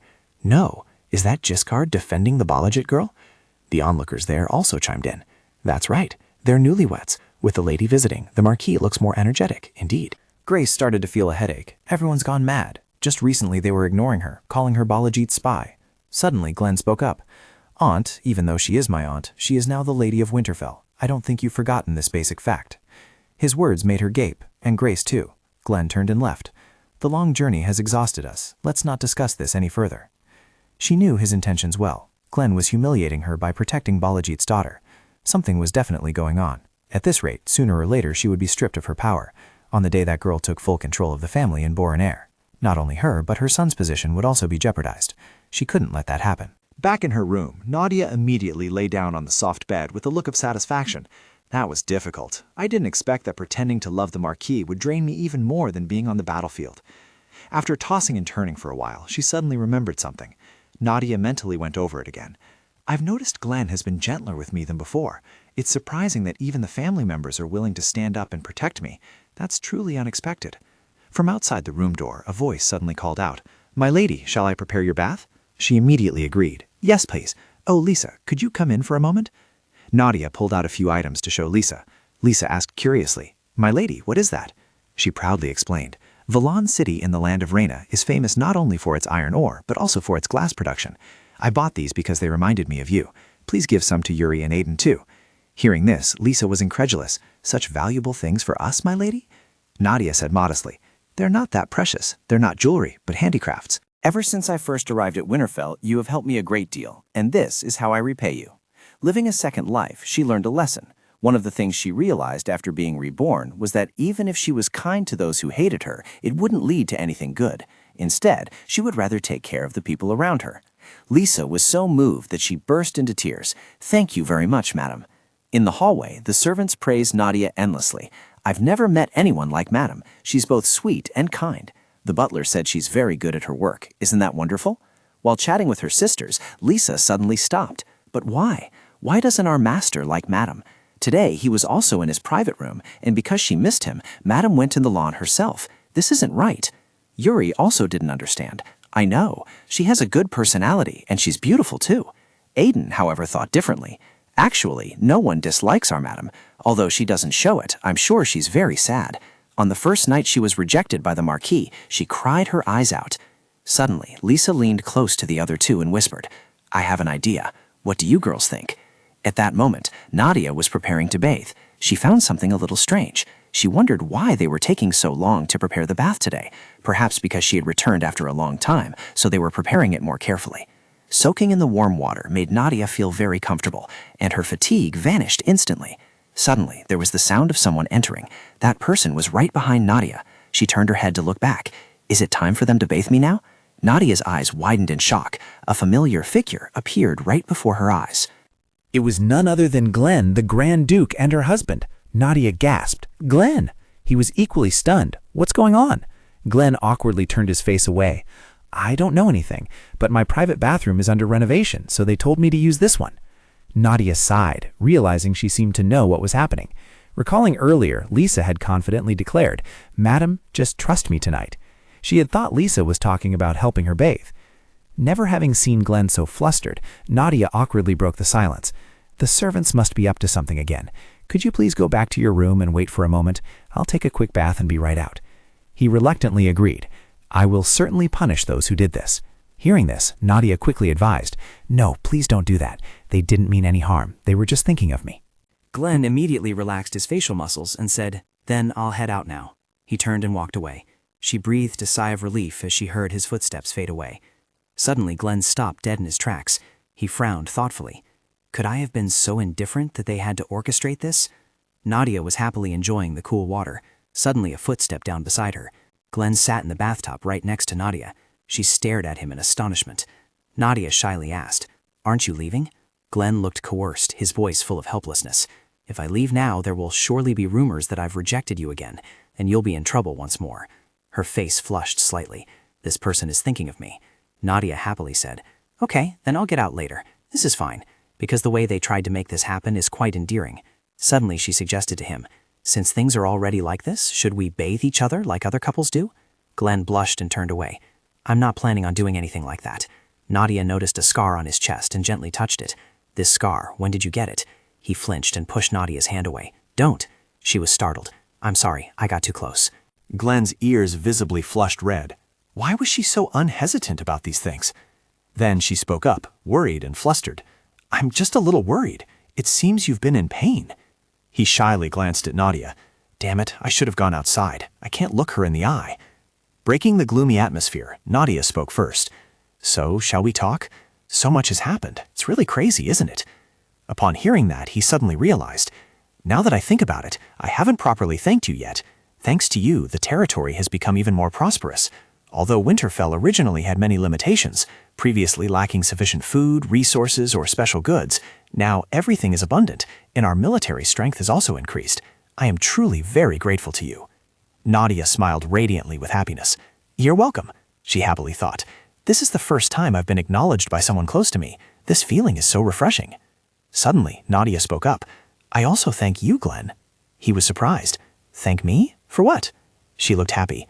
"For marrying me." Hearing that, Glenn's face involuntarily flushed red. Afterwards, they sat together enjoying their meal. Yuri whispered softly, "You two, it seems like yesterday went well, didn't it?" Lisa giggled. "They didn't come out of the bathroom until early this morning." She burst out laughing. "Mission accomplished." Nadia happily enjoyed her food. "I slept very soundly after bathing." In contrast, Glenn, with a visibly drawn face, said, "I suffered from insomnia yesterday." Suddenly, he stood up. "Well then, I'll be going first. Today is the day for territory inspection." Lisa immediately interjected, "Sir, today, after eating, why don't the two of you go for the inspection together?" Yuri cheered her on. "That's right, Lisa, well done."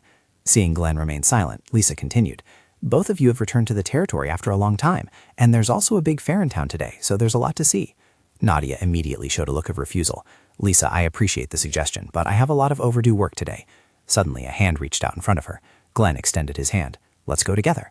The two servants also became delighted. They strode along the town's road. Nadia delightedly looked at the road. "I heard there were a lot of people, but it's even more than I imagined." Glenn turned his head to look at Fabian, who was being held back by the crowd behind them. The land of Reyna had now been merged into Winterfell's territory, and it seemed the fair would be held here. "Wait for us." Suddenly, Nadia was bumped into by someone. Her hood was pulled back, causing the surrounding villagers to question, "Isn't that the lady?" Another replied, "It must just be a resemblance. If it were our lady, she wouldn't be dressed in such shabby clothes."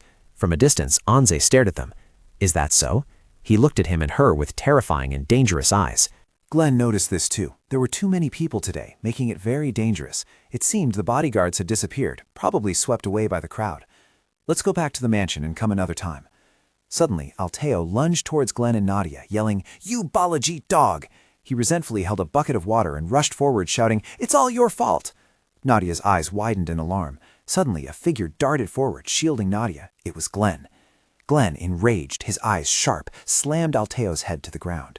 He angrily gritted his teeth and demanded, "What do you think you're doing?" Alteo continued to yell resentfully, "Marquis, that woman is a Balajit dog. She is an enemy of the North. Don't let her deceive you. My brother died because of you Balajit scoundrels. Instead of fighting honorably, the Balajit family pushed our army to the front, causing my brother's death." The surrounding villagers whispered amongst themselves, "What's happening? It seems the Balajit family harmed his brother. It's true we have a good relationship with the South, but it's not the lady's fault, is it? The lady has tried her best for Winterfell." Suddenly, a woman stepped out from the crowd. "Marquis." She bowed her head and knelt on the ground. "Marquis, I apologize. Please forgive him. My son has made a grave mistake. Alteo, the boy, has been suffering from a fever and confined to home for many days. Ever since the death of his brother, whom he always trusted, he has lost his mind. Please forgive the boy. My eldest son, Henry Clark, passed away during the Kalei expedition. His death was never the lady's fault. I know my son has slandered the lady's honor and deserves severe punishment. But even for the sake of my departed child, I beg you to forgive him this one time. Glenn angrily gritted his teeth. Hearing the explanation, he softened and released the man to the ground. Glenn spoke softly. If it's Henry Clark, I remember him too.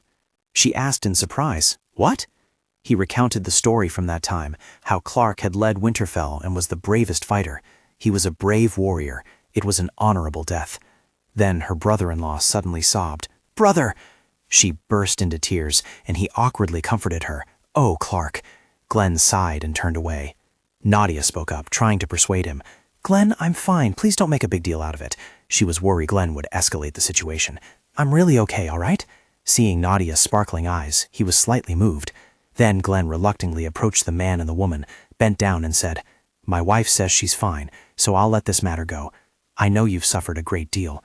She burst into tears, trembling and muttering, Thank you, truly thank you, my lady. They embraced each other and then left. Nadia stood silently, sadly thinking, I had forgotten about it for a while, but the hatred for Balajit here is very deep, and it's understandable. After all the things my father caused, just because I've resolved a few issues doesn't mean everything will get better. Glenn also noticed the worry in her. By evening, the servant spoke up worriedly. Madam, it's late. Please go inside and rest. Nadia suddenly realized, looking up. Has it gotten this late already? It's all right. I'll rest later. You all can go rest first. The servant still spoke up worriedly. But, she immediately interrupted. I can't sleep anyway. Don't worry. I won't stay up long. You all go ahead. The two servants exchanged a glance, then said, Then we'll take our leave. As they walked, they chatted. I'm very grateful for Madam's efforts for the residents in the territory, but isn't she overworking herself? Nadia continued to work diligently, as if she needed a distraction. The sun rose high, its rays shining down on the ground. A dummy had its head chopped off. Its head fell to the ground, rolling beside Glenn's feet. He panted, his sharp gaze fixed on it. He kept recalling yesterday's events. Marquise, that woman is a descendant of the Balajit family. She is an enemy of the North. Do not let her deceive you. He thought to himself, we suffered heavy losses because Balajit pushed our troops into the vanguard. Not only that, Balajit... Glenn bit his lip, swinging the sword in his hand. He kept thinking, and is also the enemy of my parents, and Nadia is Balajit's daughter. But her father was the one who committed evil deeds, not her. Nadia has helped us a great deal. If not for her, Winterfell would not be as prosperous as it is now. She is not an enemy, but a benefactor. Anze's words from yesterday still echoed in Glenn's head. My brother died because of you Balajit bastards. But that doesn't change the fact that she is a member of the Balajit family. She could benefit from the things her family did, such as harming my parents and trampling on innocent people. Suddenly he let go of the sword in his hand. Unable to concentrate any longer, Glenn angrily exclaimed, Damn it! A group of people approached. Marquise, you're here so early. We haven't seen you at the training ground lately. Probably because you've been out with the Marchioness. You must have just gotten married, but you still look to be in good spirits. He stared blankly at them. It's the opposite, actually. But where is the Marchioness? Are you still taking good care of her? They continuously whispered and gossiped, even as Glenn stood frozen behind him. Didn't we just hear from the Marchioness that your face lights up whenever she's around? The Marquise is quite knowledgeable about these matters. Don't tell us you still haven't accepted the Marchioness's feelings. He averted his gaze elsewhere. They spoke helplessly. Could it be? Oh my goodness, Marquise. No matter how intense someone's love is, it will gradually cool down if you keep avoiding it like this. Won't you regret it later? One person in the group added, Do you think anyone else will care for you so sincerely later on? Marquise, the Marchioness's love is truly genuine. Is there anyone else in this world like the Marchioness? I think your greatest fortune is that she fell for your looks. After that, Glenn replied helplessly, Yes, I know. He spoke with difficulty. Nadia is too good a woman for me. The young man advised him, That's right, she is. Intelligent, beautiful, and above all, she loves her husband with all her heart. What other problem could there be, Marquise? Glenn pondered. But if I fall for her, what will happen to my bedridden mother and father? I don't mean to blame Nadia for her father's sins, but becoming lovers with a daughter of the man who sent assassins to kill my own mother is an entirely different matter. This is why I cannot reciprocate her feelings. No, I shouldn't. Suddenly, Fabian ran over. Marquis, he reported. The lady said if you have time, please come have lunch with her. Glenn's eyes widened in surprise. Nadia said what? They had lunch together in the grand dining room. The atmosphere was silent. No one spoke. Nadia sadly thought, he must be thinking about the previous incident.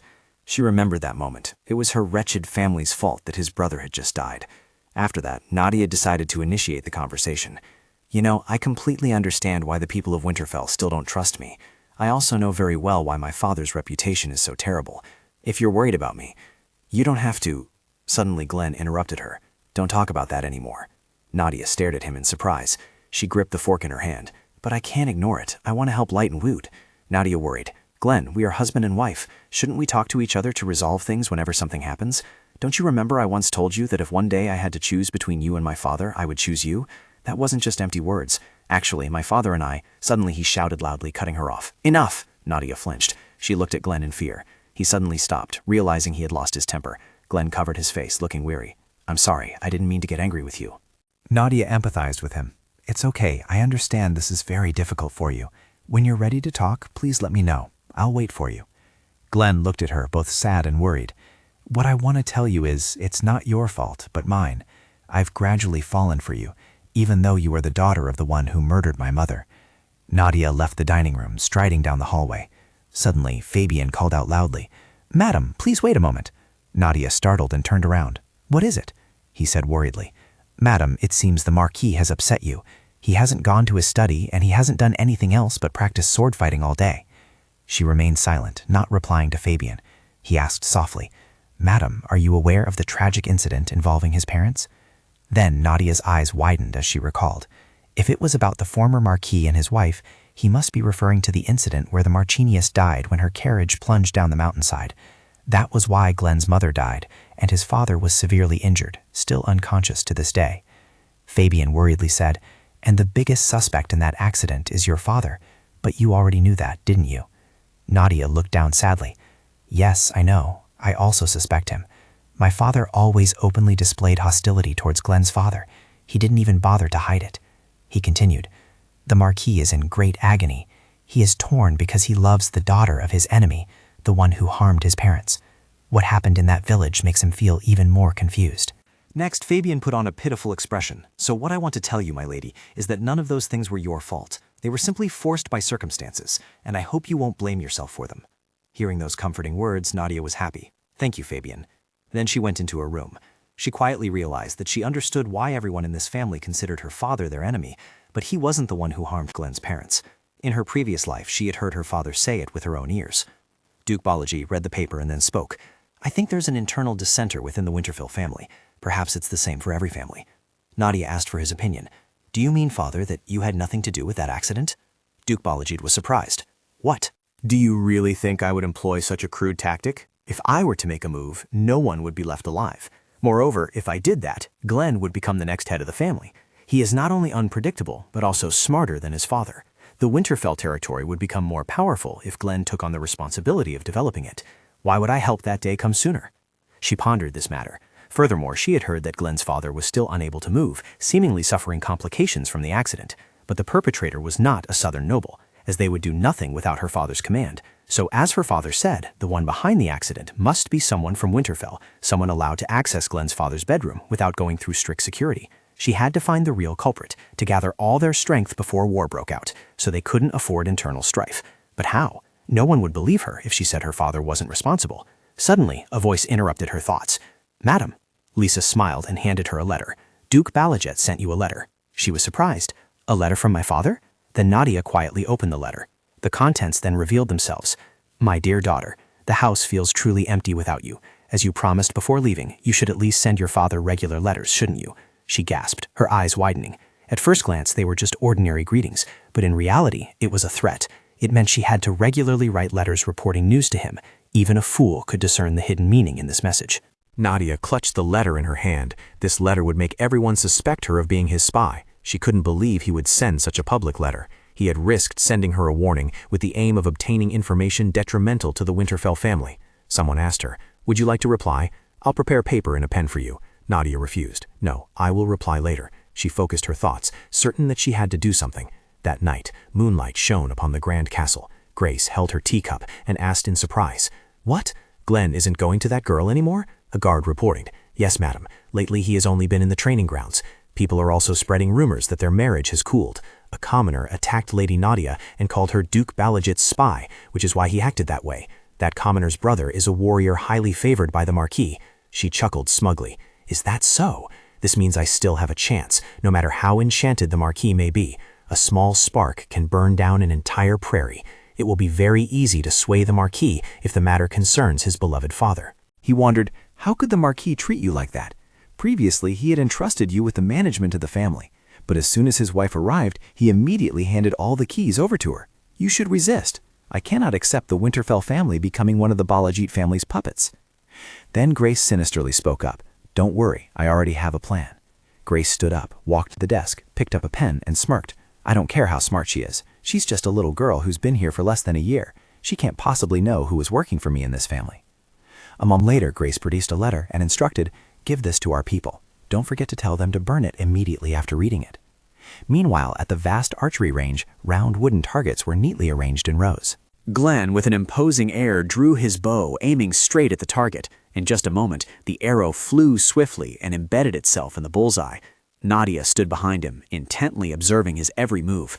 She worriedly thought, for our future, I must make sure our relationship doesn't remain strained. But I'm also quite worried, because he seems uncomfortable around me now. Breaking from her thoughts, Nadia stepped closer and softly called, Glenn? She gently suggested, would you teach me too, sir? Glenn frowned and coldly replied, teach you what? He immediately guessed, do you mean archery? Nadia's eyes lit up with a glimmer of hope, and she softly nodded. Is that not allowed? Glenn immediately turned his back and walked away without a word. Her heart saddened. I was right. He's uncomfortable when I'm around. However, Glenn suddenly spoke in a warm, deep voice. Beginners should use this. Nadia noticed the positive signal and subtly smiled, her spirits gradually lifting again. He quickly instructed, good, knock the arrow and draw the bowstring taut. She tried to follow, a little clumsily. Like this, sir? Glenn stepped closer and gently adjusted her posture. Stand with your feet a little wider apart. He leaned in close and reminded her, don't arch your back, stand up straight, and draw the bowstring as far as you can. The intimate contact made Nadia a little shy, her cheeks faintly blushing. When she released her hand, the arrow didn't fly straight as intended, but wobbled and veered to one side. Glenn spoke. It will take quite some time to get used to archery. If you like, I will spend time practicing with you. Nadia shyly replied, yes, thank you, sir. He suddenly spoke softly in a low voice. About the last time I raised my voice at you. She smiled gently. Are you still bothered by that, sir? I truly am fine. Glenn seized the opportunity and sincerely expressed, and for today as well, thank you. Nadia happily replied, you're welcome. The sky quickly darkened, and Aiden quietly walked through the forest. She stealthily and carefully observed her surroundings. Aiden went to a bush and gently pushed the leaves aside. She breathed a sigh of relief. Luckily, no one discovered these things. Under the moonlight shining down on the dark forest, Aiden sat under a tree, sewing something. She squinted with difficulty. It's too hard to see. Suddenly, Jacob came to check, then yelled out, Hey girl, who are you? He stopped short, looked closely, and exclaimed, Aiden, what are you doing here in the middle of the night? I thought you were a thief. Aiden stammered in confusion. What about you? Why are you here at this hour? Jacob explained, Miss Nadia said she was cold, so I went out to get some firewood. His gaze quickly sharpened, his voice stern. You, secretly doing extra work. Aren't personal maids forbidden from taking on additional odd jobs? You're paid double to fully dedicate yourself to caring for Miss Nadia, so why are you taking on more work? He coldly ordered, Come with me. I must report this to the master. Perhaps Miss Nadia is asleep, but Madame Grace is still at the main castle. I will take you there. She panicked, quickly pleading, Wait, no, Jacob, I'll give you some of my salary when I get paid. Jacob snapped, So I can get into trouble with you? Don't resist anymore. Come here right now. As soon as they returned to the castle, he shoved hard, making Aiden fall to the floor. The noise made Grace frown, and she questioned, What's all this noise in the middle of the night? Jacob bowed and stated, My lady, she is Lady Nadia's personal maid, but she took on extra embroidery work to earn more money. If she works all night, she certainly won't be able to attend to the lady properly. She ruled with hesitation, You should be dismissed. Aiden knelt down in fear, her voice trembling as she pleaded, No, my lady, I had no intention of serving the lady poorly, Grace's gaze was indifferent and cold. Just?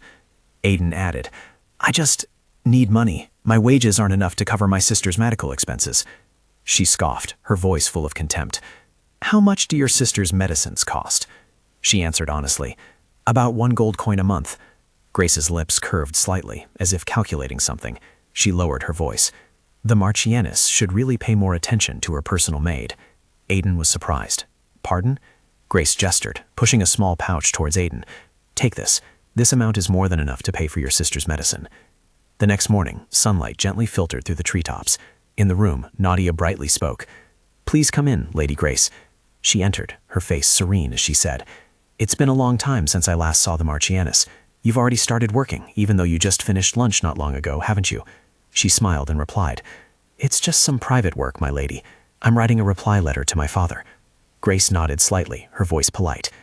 Is that so? I hope I'm not disturbing you. Nadia respectfully said, It's all right, my lady. I'm not in a hurry. Please have a seat. She thought to herself, What does she want? She's never visited me before. She placed her teacup on the table, her gaze slowly rising. I came here today because I have something to apologize for. Nadia was astonished. Apologize? She thought to herself. How surprising. Grace slowly expressed, Actually, I once thought you entered this family with ulterior motives, but after seeing your contributions for Glenn and hearing many things from the servants, I realized I was wrong. I was too narrow-minded and old, so I failed to see your sincerity. Will you accept my apology? Nadia nodded with hesitation. Of course. Hearing the answer, she paused for a moment. She smiled, saying sincerely, Madam, you don't know how happy I am that you brought that up first. Since you are Glenn's aunt, you are also my aunt. I hope you can feel comfortable around me. Grace changed the subject again. I am very grateful for your generosity. Speaking of which, have you met Father Glenn yet? Nadia pondered for a moment. Perhaps he doesn't have much time left. You should visit him before we receive bad news. She recalled that when she was newly married, no one allowed her near his room. Everyone thought she was a spy, and they didn't know what she might do to him. Nadia nodded slightly and made a decision. Then I will visit him. Grace smiled with satisfaction. Good. I apologize if I've wasted your time. Please forgive me. She was delighted. Madam, please don't say that. I am very happy you came today. Aiden, please see Madam out for me. Aiden bowed in compliance. Yes, Madam. After she left, Nadia revealed her true feelings. Nadia sat by the window, her gaze distant. She recalled Grace's words. Speaking of which, have you met Father Glenn yet? Perhaps he doesn't have much time left. You should visit him before we receive bad news. Nadia frowned slightly, speculating inwardly. Visit Father Glenn? There must be a reason for her attitude to change so suddenly. Suddenly Lisa approached and offered, Would you like another cup of tea? She replied, No thank you. She hesitated before asking again, My lady, do you intend to visit the previous marquis? Nadia sighed softly, replying, Not now, but soon. I want to meet him directly, but things have only recently become easier. She thought to herself, I need to seize that opportunity to find out who wants to harm him. Lisa looked slightly worried, reminding her, I know this isn't my place to speak freely, but I think my lady should be careful. Nadia was a little surprised. Why? She clarified, I mean Lady Grace, her behavior is very unusual, and I have a bad feeling. Lisa became flustered. I mean, I didn't mean to speak ill of her. I know she has done so much for the House of Winterfell. I'm just worried about my lady. She offered a gentle smile. I understand. I will be careful. Thank you for thinking of me, Lisa. During their conversation, Lisa noticed Nadia turn away and followed her gaze. She wondered, what are they doing over there? Below the window, Aiden and Grace were in discussion. Lisa frowned suspiciously. Aiden was her personal maid, and Lady Grace was no longer the matriarch of the family. What could they possibly have to say to each other? Nadia kept her voice calm, thinking they were just greeting each other, but she immediately deduced that the time they had been standing there was too long for a casual greeting. After seeing that scene, a look of solemnity settled on her face. In the inherently luxurious room, Gordon solemnly introduced, This is the former head of the family, Isaac Winterfell. As Nadia observed, she secretly exclaimed, Oh my! Before her was an emaciated figure, nothing but skin and bones. He expressed, Sir, young Master Glenn is already married. Your little boy is now old enough to marry. Gordon gently urged, his voice echoing in the air. You should see the young master's wife with your own eyes, a very intelligent and beautiful lady. You always said your wish was to hold your grandchild in your own arms. Lady Nadia is very beautiful and very intelligent. I'm sure their child will be just as lovely. Therefore, I beg you, please open your eyes. Gordon turned to Nadia, nodded slightly, and said, Lady, you should also greet him. Nadia paused. Glenn must visit him every day, and each time must be agonizing for him. She stepped forward and spoke. Greetings, former Marquis Isaac Winterfell. In a solemn yet emotional voice, Nadia, the eldest daughter of Duke Balajit, declared, After marrying the Marquis, I have become a member of this family. I still have much to learn, but I will do my best to bring glory to the Winterfell family. She silently reproached herself. I'm sorry, I deceived Glenn to become the Marchioness of the Winterfell family, but I truly will bring glory to this family. Nadia clenched her hands, silently vowing, I will certainly make the land of Winterfell better than ever before I leave. The sky quickly darkened. Gordon carefully locked the room. Nadia noticed that security was so tight that even the windows were sealed. Clearly, they protected him very carefully, making it impossible for outsiders to enter or exit. A thought flashed through her mind. Then the culprit behind the assassination must be... Suddenly, Glenn approached. He seemed a little surprised to see the Marquis. Glenn turned towards Nadia, hesitantly questioning. Nadia, what are you doing here? She immediately explained. I just met your father. Although it's a bit late, I am now also a member of the Winterfell family. Glenn nodded slightly, responding concisely. I see. Nadia stammered, her hands clasped tightly. Well, Glenn, from now on, she hesitated before continuing. Could we visit your father together? She secretly worried that he must be very lonely seeing his father like that. Glenn was momentarily stunned, a mix of surprise and emotion. He quickly decided. All right. Nadia smiled faintly and stepped back, not forgetting to say before leaving. See you later, Glenn. I hope you have a pleasant time with your father. As she was walking, she suddenly stopped, remembering something. Nadia spun around and called out. Glenn, she offered. After you visited your father, could you meet me for a moment? Glenn hesitated slightly at this, but he said nothing. At this moment, in the bedroom, Nadia sat on the bed, engrossed in reading. Lisa gently reminded, Madam, you should go to bed. It's already past midnight. Nadia involuntarily exclaimed in surprise. Is it that late already? Yuri sighed softly. I've never seen anyone work this late. I bet no lady of a noble house is as busy as the madam. Aidan shook his head, lamenting. The Marquis is so cold. Our madam is the smartest, most skillful wife in the world. Why doesn't he ever say I love you to her? A hopeful voice said, If only someone would give us some love charms, wouldn't they? Wait a minute. Suddenly Aidan asked, Madam, have you ever heard the legend of the Millennium Tree? Nadia, puzzled, replied, The Millennium Tree? I've never heard of it. Aidan immediately explained. At the north gate of the castle, there's a very large tree. That's the Millennium Tree. It's said to have been there since before the castle was built. They say it's a sacred tree and that fairies live in it too. Aidan excitedly continued. Its flowers only bloom on one single spring night. Aidan excitedly exclaimed.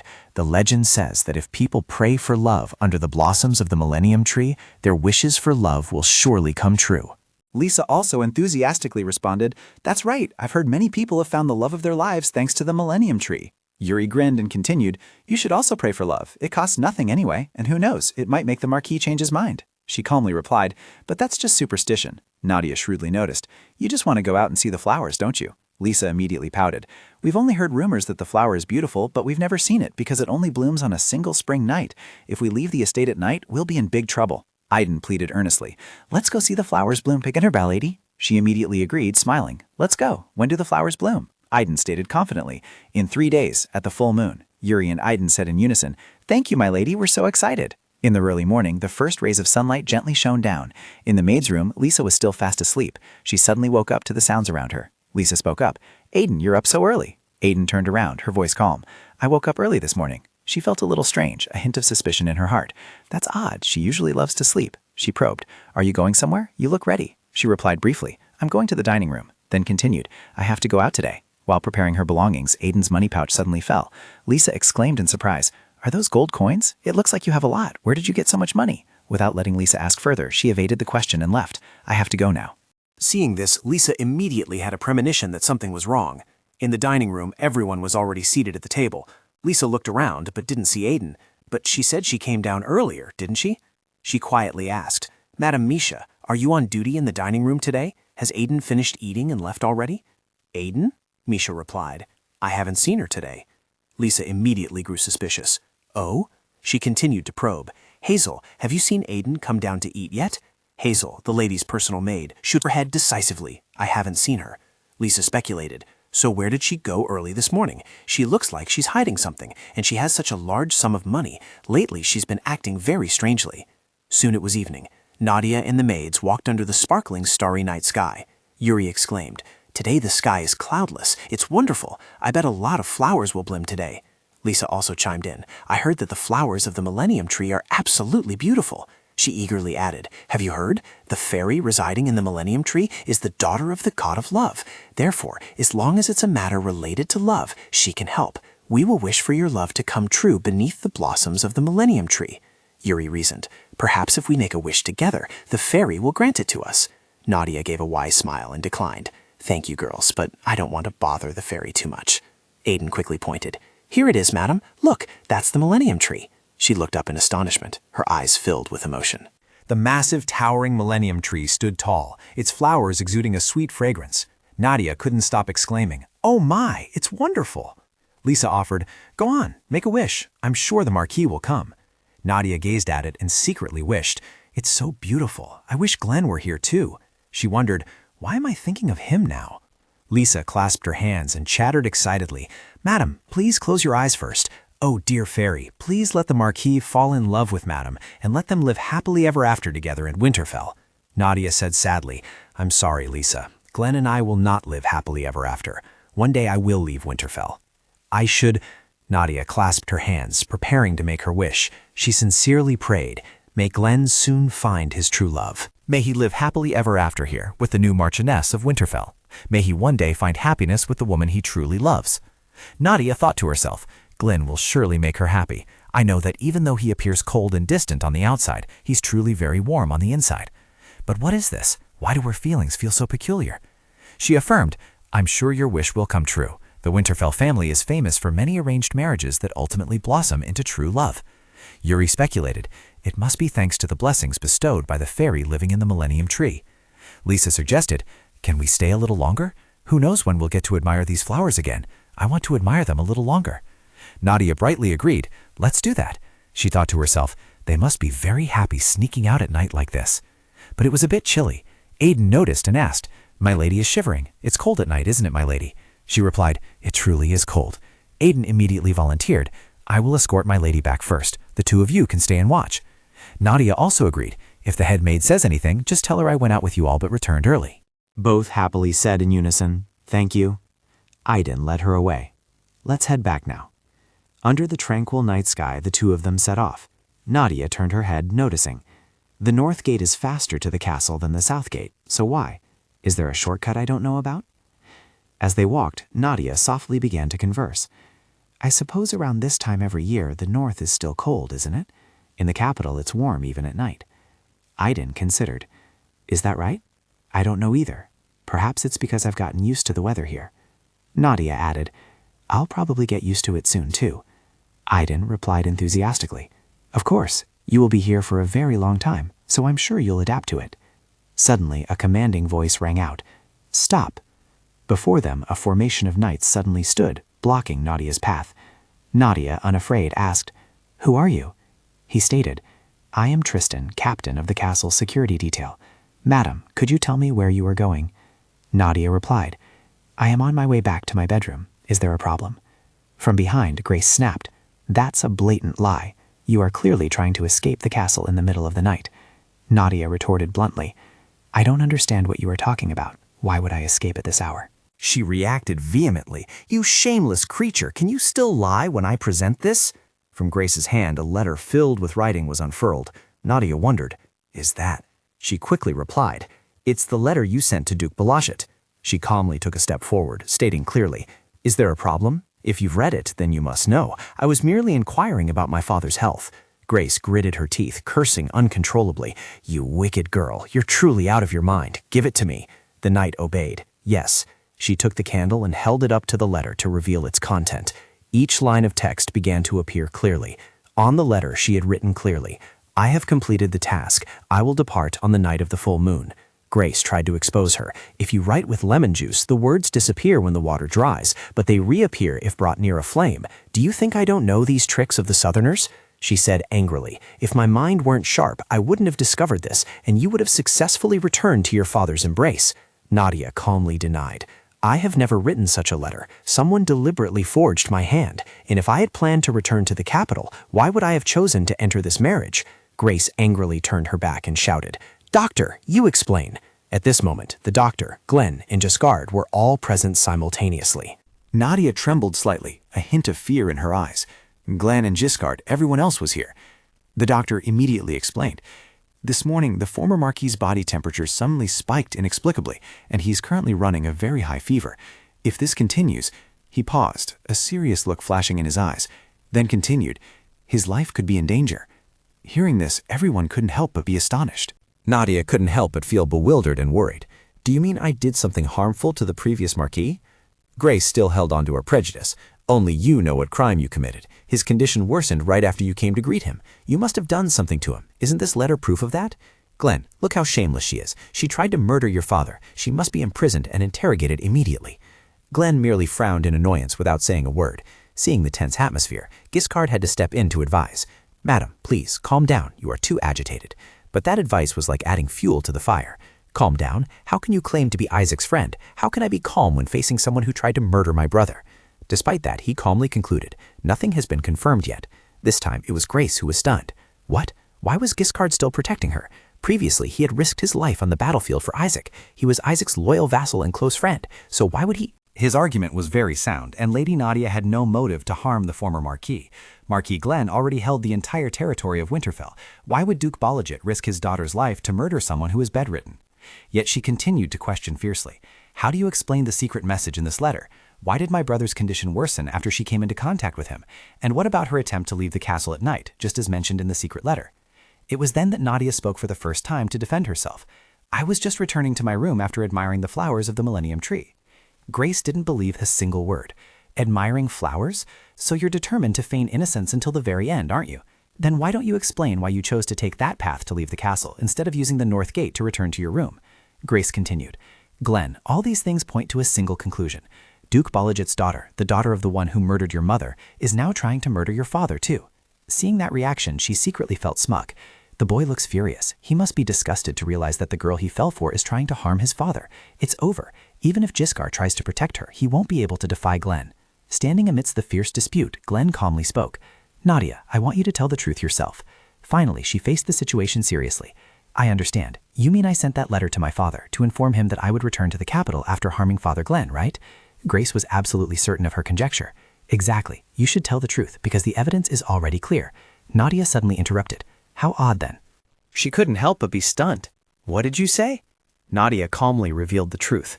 I wrote that letter right in front of Glenn. Grace's expression froze. Nadia continued with a meaningful tone. Glenn, weren't you with me the whole time I was writing the letter to Father? Did you see me use lemon juice to write a secret message? Grace, inwardly uneasy, tried to retort. What is she talking about? You're lying. You're just lying to get out of the situation. But Nadia paid no attention to the other person's reaction. Glenn, please answer me. At this moment, Glenn slowly spoke up. Aunt Grace, her words are true. She wrote the letter while she was with her child, meaning this whole thing was orchestrated to frame his wife and child. Grace almost couldn't believe this outcome. Glenn, why hasn't he said anything until now? Why didn't Aiden tell me about Glenn's presence? Why would they— He immediately cut off the other person's train of thought. Aunt Grace, why did you do that? She became even more panicked as her plan fell apart. What are you talking about, Glenn? Are you accusing me? Someone must have planned this against me. I don't know. Glenn didn't hesitate to dig deeper into her shame. You wrote that fake letter yourself, making my father's condition worse, causing this commotion, and now you're saying someone is framing you? The truth would be buried forever if you succeeded in framing his wife and child for my father's attempted murder. That was your plan, wasn't it? Because you, Aunt Grace, no, Lady Grace, is the one behind the carriage accident. Everything had come out, but Grace still tried to defend herself. No, it's not true. Isaac is my brother. Why would I harm my own family? He was all too familiar with this hypocrisy. If you truly considered him family, you would have tried to find the real culprit, instead of letting an innocent person take the blame. It wasn't me who harmed your father and used that to frame your wife, leading to her capture. At this moment, she pleaded with all her might for herself, screaming, "How dare you? Stay away from me, Glenn! Glenn, I am innocent!" How did things turn out this way? Where did I go wrong? If that stupid maid had completed her task, it wouldn't have come to this. That's right, that maid. I'll blame everything on her. Grace continued to scream. Glenn, it was that brown-haired maid. She was the one who brought me the swapped letter. She'll be investigated because she was part of my plan. Everyone will surely believe me because she's just a maid. I'll pin all the blame on her. Just then, Nadia could no longer bear it and spoke up. You've blamed me enough, and now you want to blame her too? You should know this. Aiden doesn't have a sick younger sister. Grace's psychological defenses almost collapsed. What? What is she saying? Grace thought to herself. That maid even did extra chores to pay for her sick younger sister's medicine, so why would she risk doing that if she didn't have a sick younger sister? She secretly recalled details from the past. Lady Nadia told me to fetch some firewood, and then I met her personal maid. Grace gradually doubted what she had witnessed. No, it can't be, when Jacob discovered that maid breaking the rules. Was it all arranged? Was it all part of her plan? Earlier, Glenn had also received news. Really? Didn't the Southerners kill my mother? Then who could it be? Nadia slowly dyed his recollection. You said you almost got on that carriage that day, so you could have been injured in the accident too. This is just my hypothesis, but the person who benefited the most after everything happened is... As soon as the answer was uttered, Glenn instinctively denied it. Aunt Grace? But she's my father's biological sister. Nadia didn't waver despite the suspicion. I also hope it's not her. As I said, that's just my speculation. So I want to ask, do you want to confirm it? I have a way to confirm whether she is innocent or not. After discussing with Glenn, I selected the most suitable supporters, including Aiden, whom I trusted the most. Nadia carefully instructed Aiden. Remember, your role is the most important in this plan. Aiden replied seriously, yes. And now, Nadia decided to draw the curtain here. Actually, we weren't sure who harmed Glenn's parents. We weren't sure whether to consider it luck or not, but right after setting the bait, we got results much sooner than imagined. Grace's hypocritical facade quickly revealed itself. This amount is more than enough to pay for your sister's medicine. Just recalling those actions made her turn pale. Glenn mercilessly brought it to an end. She would be arrested and brought to trial for allegedly conspiring to murder the previous Marquis and Marchioness. Don't expect the Winterfell family to protect her. Her name would be struck from the family tree. In the dead of the silent night, Grace's heart-rending scream filled the air. Now only 2 people remained at the scene. It was then that he finally revealed his exhaustion and disappointment. Nadia couldn't help but worry about Glenn's condition. "Are you all right, my lord?" He couldn't help but pour out his heart. "I didn't want to believe it until I saw it with my own eyes. She was the only relative my father left me with, and when I wasn't here, she was the only one responsible for taking care of my father. But the culprit who murdered my mother lived in my castle like a rat." Though heartbroken, she could only stay by his side as a comfort. Glenn quickly regained his usual composure. "I owe you again." His distant words startled Nadia a little. "Glenn, please don't think that way. It's what I had to do, for your sake and mine." Her concern made his heart ache. "Nadia." Giscard settled everything and then came to report. "Marquis, I will take responsibility for arresting and interrogating Lady Grace. I assure you that everyone involved in this matter will be investigated. You don't need to worry." Glenn gradually calmed his emotions. "I trust you." After that, he also offered advice. "Perhaps you should take Lady Nadia back to her bedroom. She has also been through a lot." He agreed with this suggestion. "Yes, I'll take her back." Glenn gently extended his hand, offering it to her. Nadia was a little surprised by his warmth and kindness. Nadia gently looked up at Glenn and expressed her gratitude. "Thank you for taking me back." He looked at her tenderly, reluctant to leave. Nadia turned, opened the door, and stepped into the room, saying goodbye. "I'm going in now." She mused. "He looks indifferent, but I'm sure he's in great pain, betrayed by his own relatives." Suddenly, Glenn tightly grasped Nadia's hand. He instinctively pulled her into his embrace, holding the girl he secretly loved tightly. Nadia was momentarily bewildered. She instinctively blushed, flustered and speechless. "Glenn." Glenn felt a gentle warmth and thought to himself, "Today I learned that the one who murdered my mother was my own family. I should have been devastated, but my heart trembled with joy because this girl is not the daughter of my enemy." Nadia, seeing his lack of reaction, asked confusedly, "Glenn, are you all right?" Glenn quickly released her from his embrace and apologized. "I'm sorry. There's something I want to tell you." Nadia replied, "Yes." He gazed at her intently, gradually resolving in his heart that he could no longer deny it. He couldn't imagine what Winterfell would be like without Nadia. Glenn began to stammer. No. Well, this isn't the right time or place. Let's save it for another day. You must be tired. Go inside and rest." Nadia, understanding the situation, obediently said to him, "I understand. Good night, my lord." As soon as she entered the room, Nadia immediately closed the door and leaned her back against the large door. A troubled, anxious look appeared on her innocent face. In Glenn's study, he was discussing business with Giscard. "She wants her son to become the lord of this land?" Giscard quickly replied, "Yes. After interrogating all the servants of the Greenwood family, we learned that she had been meticulously planning this for a very long time." Glenn calmly said, "She invested a lot of time and effort to plant people here and plan the carriage accident.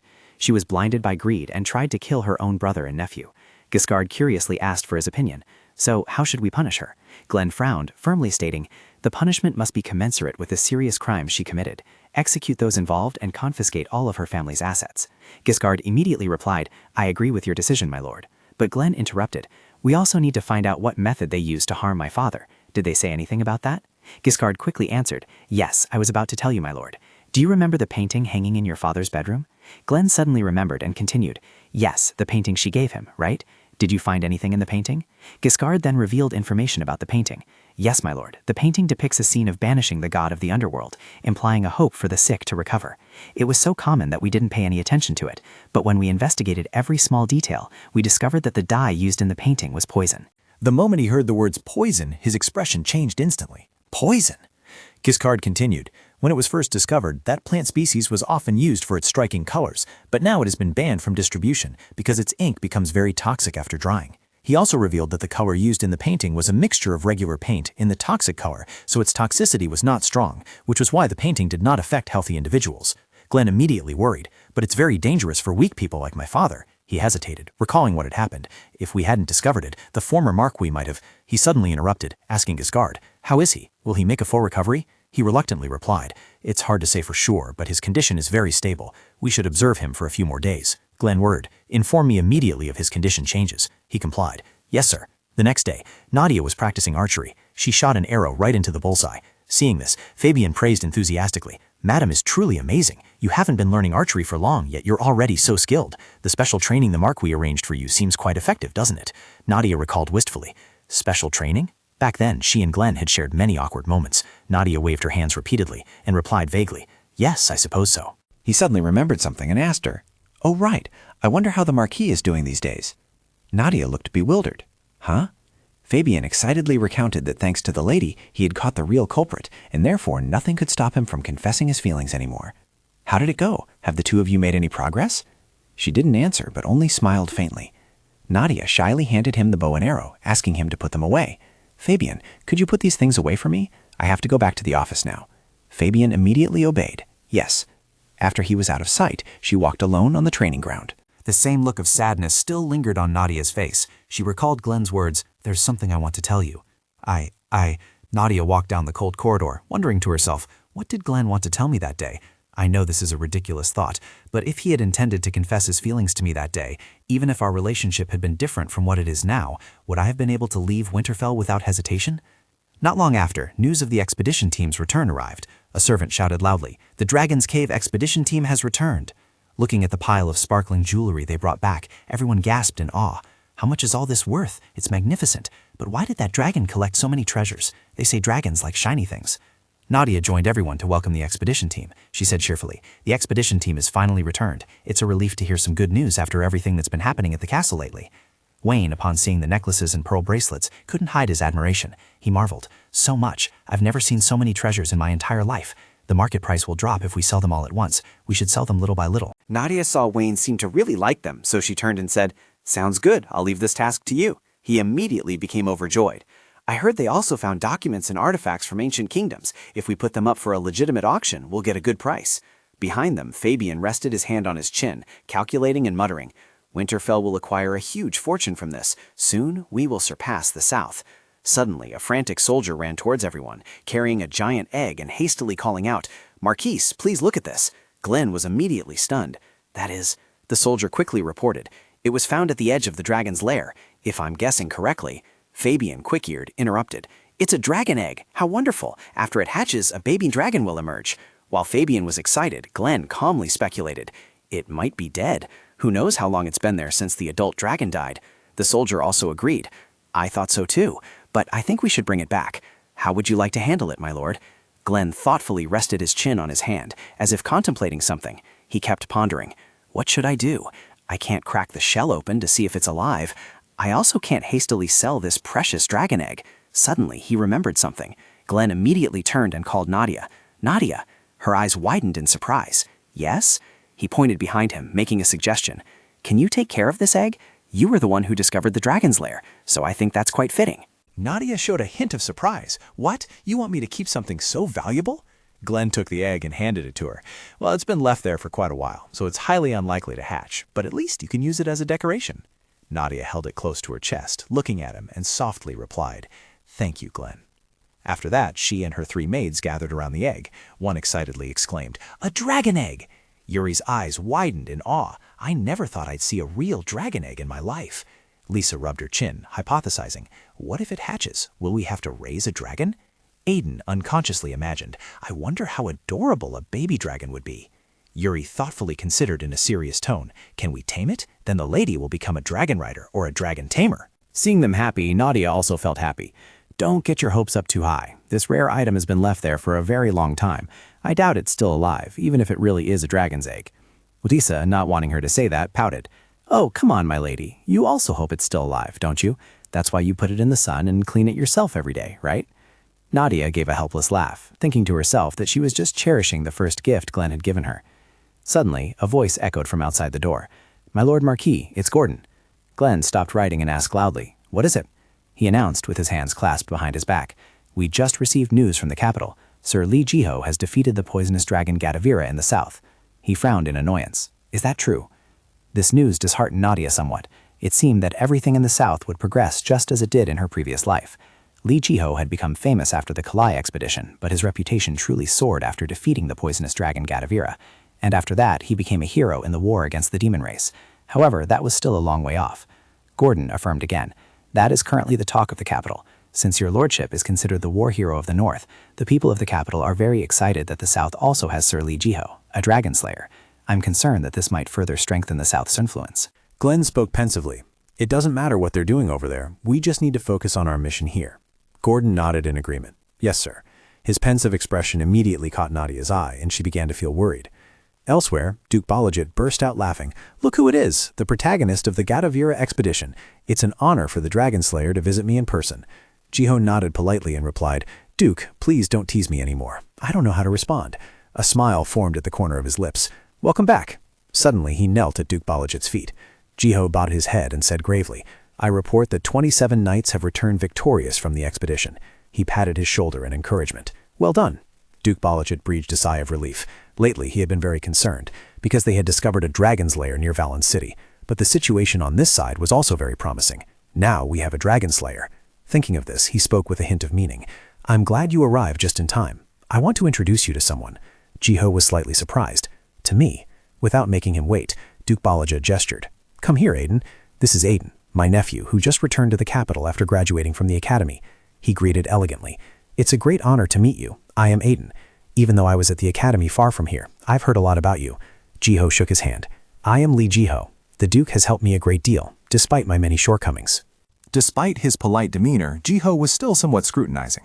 This must be the young man whom a man with only one daughter, like Duke Balajit, wished to adopt and pass on his title to. Getting acquainted with the future Duke was not a bad idea. Aiden chuckled in praise. "Just as the rumors say, you are always full of energy and passion. I understand why the Duke once considered having Nadia marry you." At the mention of this, Jiho immediately became uncomfortable. "I am very grateful for his generosity." Seeing the tense situation, Duke Balaji quickly interjected, "How long have we been standing here? I've prepared the finest wine from the south for the two of you. It's not just about the wine. Do you have any other wishes? Today is to honor you. Just ask me for whatever you want. I can even ask His Highness to grant you a noble title." These words made him freeze, wide-eyed. He curled his lips into a smirk and added a few more encouraging words. "An opportunity like this doesn't come around often. I'll give you some time to think. After all, the night is still long. Shall we go? Come here, Aiden." Jiho stood silently there, asking himself, "What I desire? You've already taken it away with your own hands." Day after day, Nadia continued to observe the egg. She seemed to have discovered something. "The color of the egg has changed a bit, hasn't it? Or am I just imagining things?" As she was muttering to herself, Nadia suddenly stopped completely, for Glenn had appeared before her. Nadia quickly turned and hastily asked, "What brings you here?" He gently replied, "I apologize for coming during your rest." She looked at Glenn blankly. "It's all right." He began to have a strange thought. The atmosphere is so awkward. Is it because this is the first time we've met alone since that night? Suddenly Glenn's voice involuntarily deepened. "Do you remember I said I had something to tell you?" Nadia stared blankly for a long moment. Taking a deep breath, he was about to speak. "That matter—" Suddenly, a shout from outside interrupted them. "Marquise! Marquise!" Glenn reflexively spun around. Looking at the maid, he asked sternly, "What is it?" She gasped for air. "Your father is awake." Isaac couldn't help but worry when he learned the truth. "So, while I was in a coma, you married Duke Balajit's daughter, and she, Balajit's daughter, predicted the plague would spread, bought medicinal herbs to resell, planned the conquest of Valan, found a dragon's lair, designed new armor, invented new farming methods, and exposed Grace's conspiracy?" Glenn quickly replied, "Yes, that's right." Isaac continued, "And she did all that because she loves you?" He slowly confirmed, "Yes." Hearing that answer, Isaac was taken aback. "I know the world changes quickly, but this—" Seeing this, Gordon spoke up to reassure him. "My lady said she fell in love at first sight. You know Marquis Glenn is very handsome." That statement successfully eased Isaac's worries. "The boy is perfect. He inherited it all from his mother." Glenn, unaccustomed to such flattery, spoke up. "What I mean is that Nadia is truly not Duke Balajit's spy. She's on our side, father. You don't need to be cautious." Isaac suddenly questioned, "Are you saying that because you're worried I'll make things difficult for her?" He immediately denied. "No, that's not it." Glenn subtly turned to glance furtively at Nadia. Perhaps father was right. I've been explaining for so long because I didn't want to hurt Nadia. His actions didn't escape his notice. He said, I'm sure if she were a spy, you wouldn't be able to sit still. I thought nothing could move you, but it seems you've learned how to take care of your woman. Did she really like you first? It seems to me you're the one who's infatuated with her. Nadia, at this point, also had to admit, It's true I pursued him first, father. Isaac turned to look at her with a gentle expression. Gordon took the opportunity to report, My lord, I brought the ledgers to the room in case you wanted to know how the Winterfell family's financial situation has changed. Would you like to see them? Isaac was very pleased. Excellent, I want to see them with my own eyes. Give them to me. Isaac looked at the reports and felt extremely satisfied. Glenn said everything had improved greatly, but after the expedition and the drought in this barren land, surely we would still... Suddenly he stopped short. Isaac turned to Gordon in alarm to confirm. Is this truly the family's current assets? There must be a mistake. I know the young lady has contributed a lot to the family, but this is too much. Gordon immediately showed both gratitude and emotion as he explained to Isaac. I know it's hard to believe. I couldn't even believe it myself, despite witnessing the lady's achievements firsthand. Now the Winterfell family is as wealthy as the South. Isaac was also stunned speechless. He turned to Nadia and expressed, Nadia, I am very grateful to you. You've done exceptionally well. I've always worried about the financial future of the coming generations, but now I can rest easy. Nadia quickly replied with a sincere smile. It's not entirely thanks to me, my lord. The family is where it is today because everyone worked together, especially Marquis Glenn, who has always trusted and supported me. Isaac was truly satisfied. You two have done very well. I can die without any regrets. Seeing the new heir, I have nothing left to regret. Nadia had indeed grasped the core issue, an heir. He happily explained to her, for the territory and family to be stable, an heir is needed. I see that you two love each other very much, so I probably don't need to worry about that. However, both Glenn and Nadia seemed a bit worried about this matter.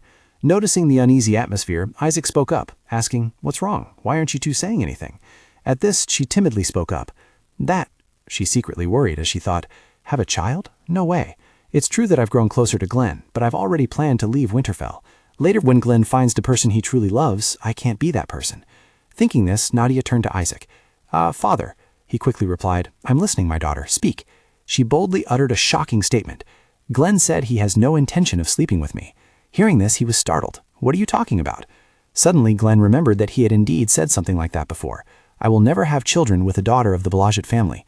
It was then that Glenn truly realized the seriousness of his words. Damn it, that was just a misunderstanding, but I unintentionally hurt Nadia. I should have apologized to her a long time ago. But before she could explain, Isaac questioned, Glenn, what does the girl mean by that? Did you really say that to her?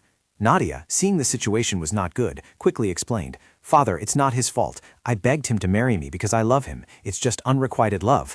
Why should he share a bed with a woman he doesn't love?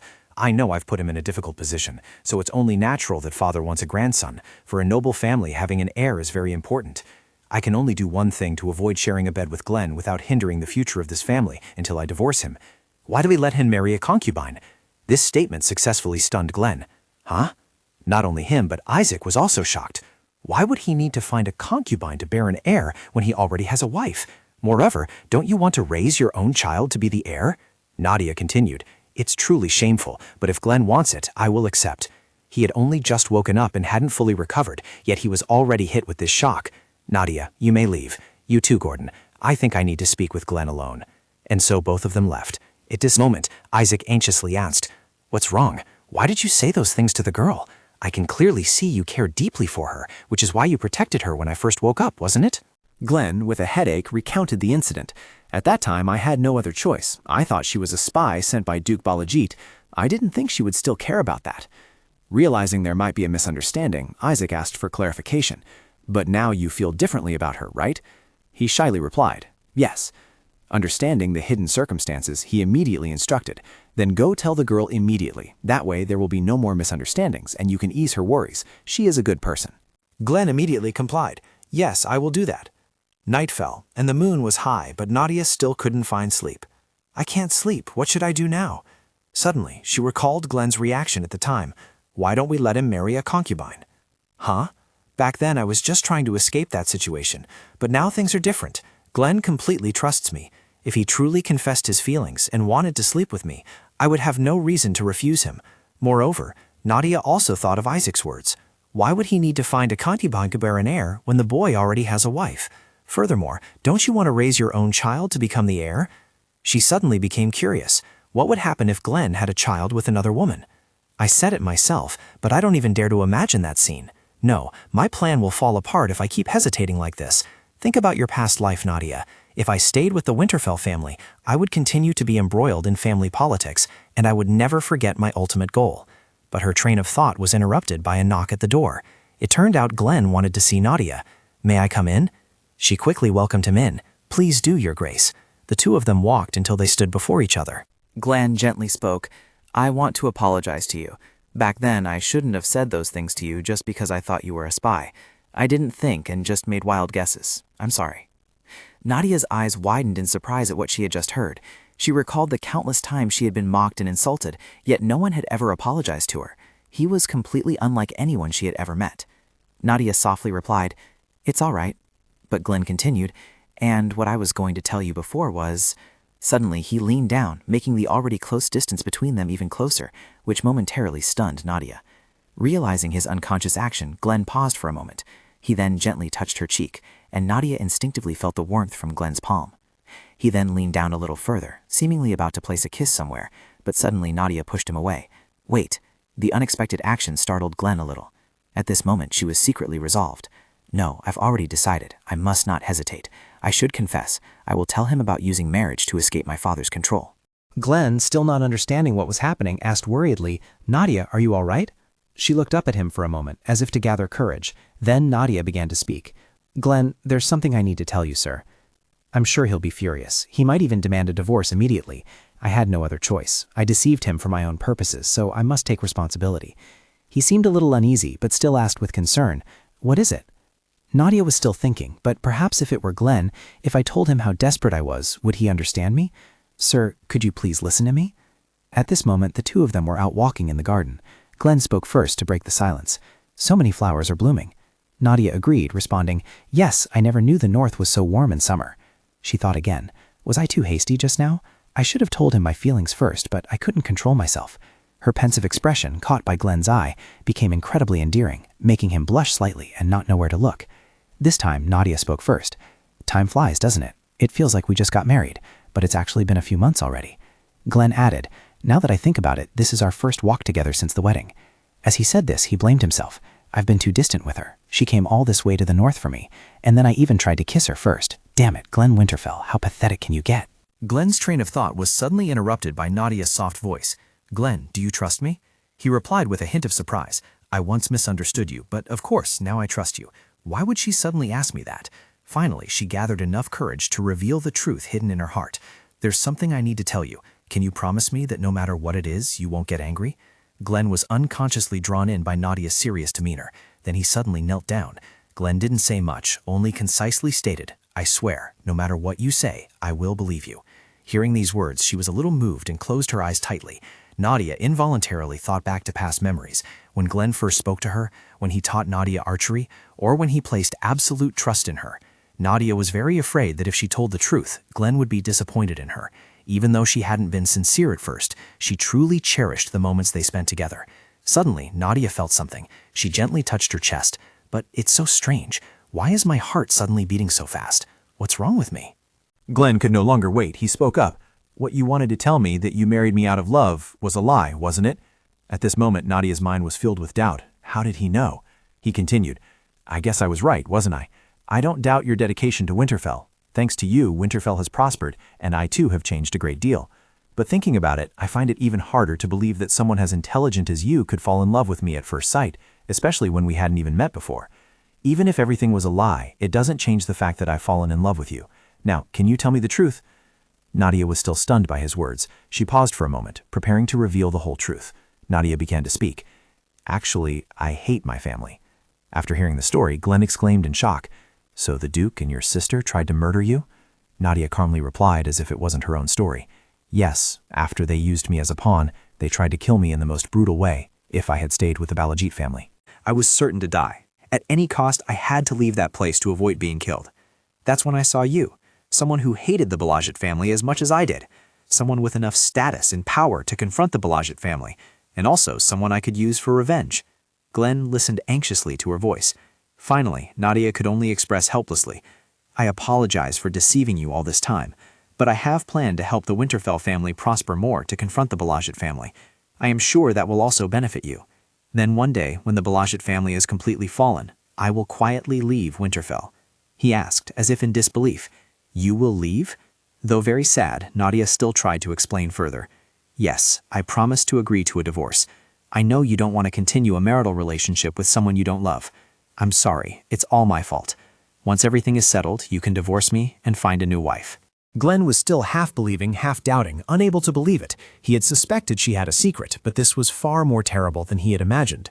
That was why she was completely focused on making this land prosperous, without paying any attention to him. Once she found the optimal method to achieve her goal, she personally carried out the plans step by step. Even when people misunderstood her as someone blinded by love, she didn't care. She risked her life for the sake of revenge.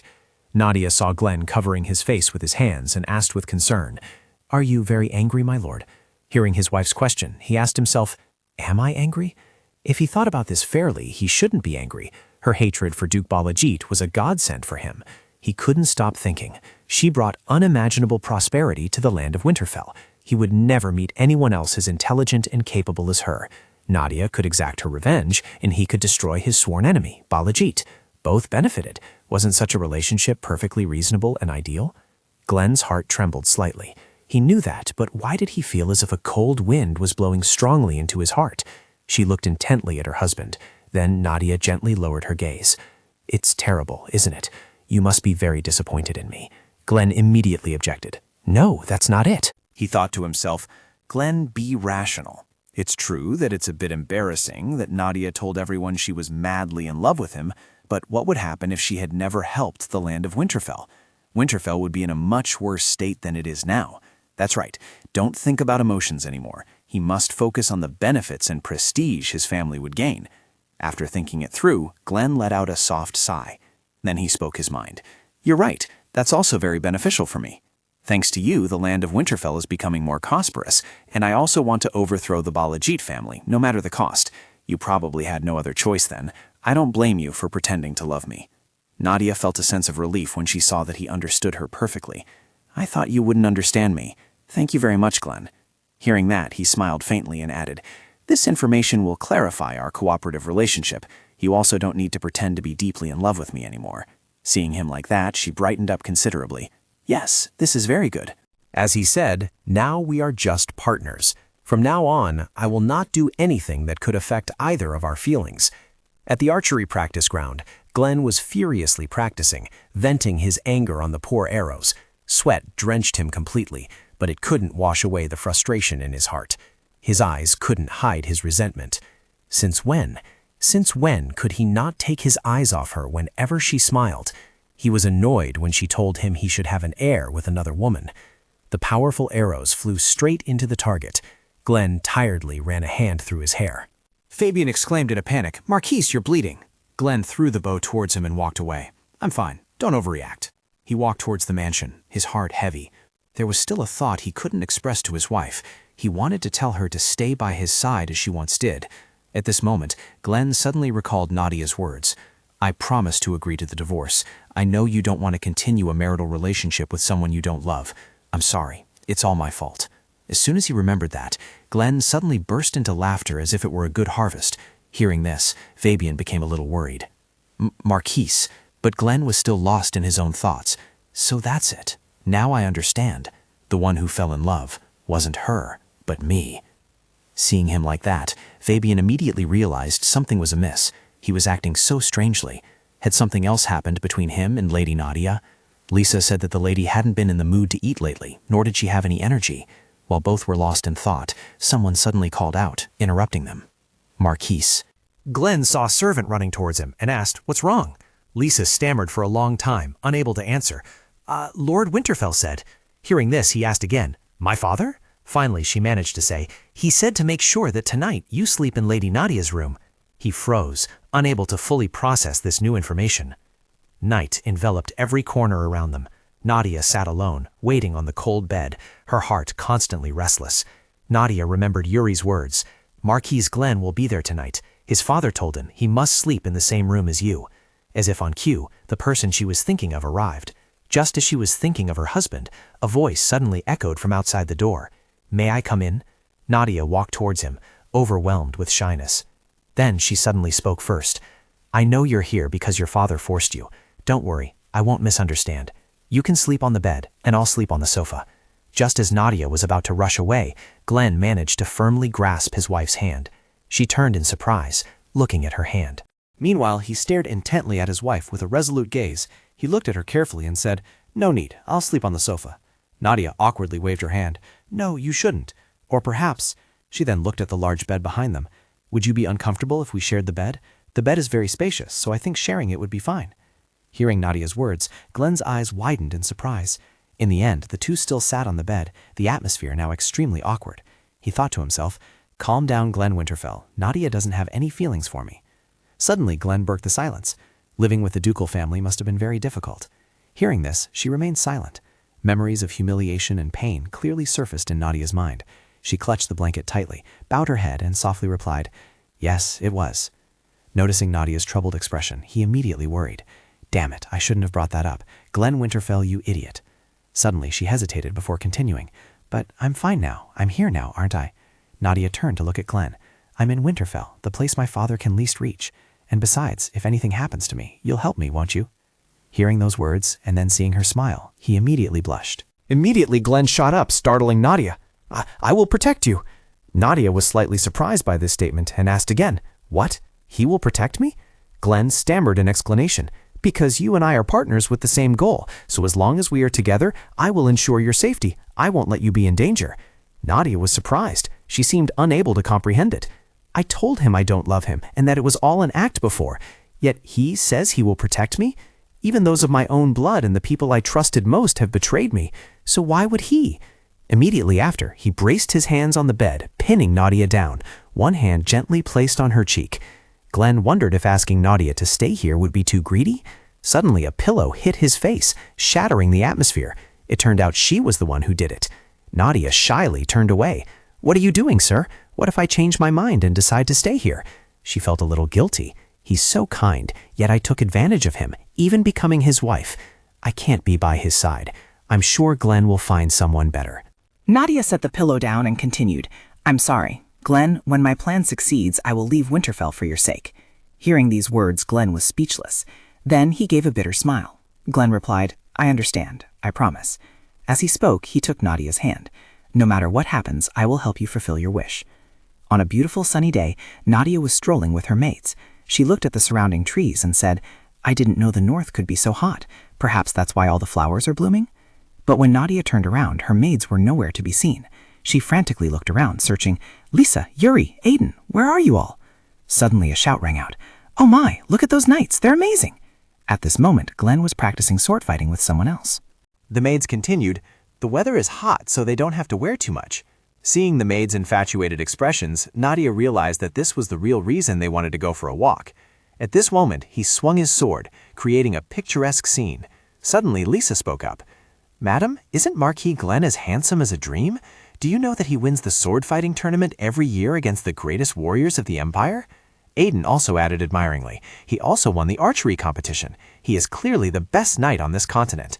After Nadia learned these things, she thought to herself, "He's truly amazing. That must be why everyone believed me when I said I fell in love with him at first sight. Thank you for being handsome." Yuri continued, "I heard that Sir Li Jiho has been very successful in the south recently, but he has no points better than the Marquis." Aiden praised, "Perhaps Sir Jiho is skilled in swordsmanship, but Marquis Glenn is skilled in both swordsmanship and archery," Lisa proudly added. "Not only that, he is also famous for his strategic talent on the battlefield, and he is taller." Suddenly Glenn interrupted, "That's right, I am taller than him."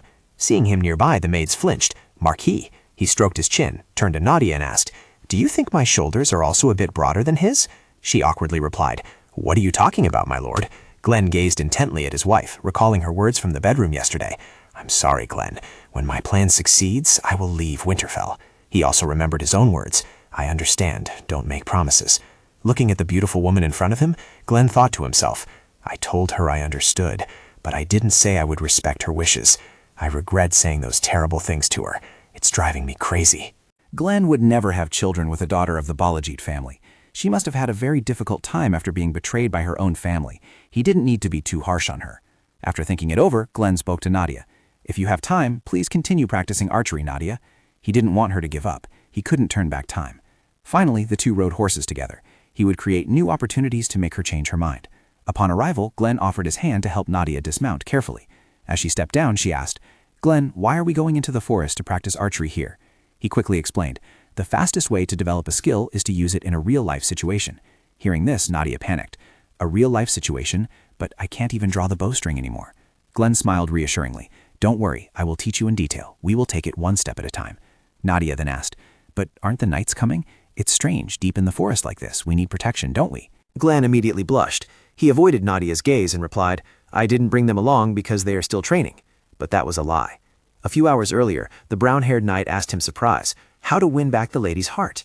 "Do you mean the lady no longer loves you?" The long-haired knight also panicked. "I knew it. We told you countless times not to pretend you didn't like her." They began to discuss anxiously. "He has changed. The lady must have had a difficult time with him." Glenn immediately corrected them, annoyed. "That's not it." Unable to explain Nadia's situation to them, Glenn had to come up with his own reasons. The brown-haired knight confidently pointed to himself. "Marquise, you don't need to worry. Just trust us. You know that men of the north can handle anything." The blue-haired knight added, "Those ignorant men of the south often call us hypocrites, but they are mistaken." The long-haired knight posed as if holding a flower in his mouth. "Lately, noble ladies really like strong and reliable men like us." Immediately, the brown-haired knight turned into a teacher, opening a class. "All right, Marquise, the Knights of Winterfell have a special class for you. First, invite the lady into the forest for archery practice. We won't disturb you. You just enjoy your moments with the lady. And now..." Glenn looked at Nadia and said, "My protection is enough for you. You don't need to worry about safety.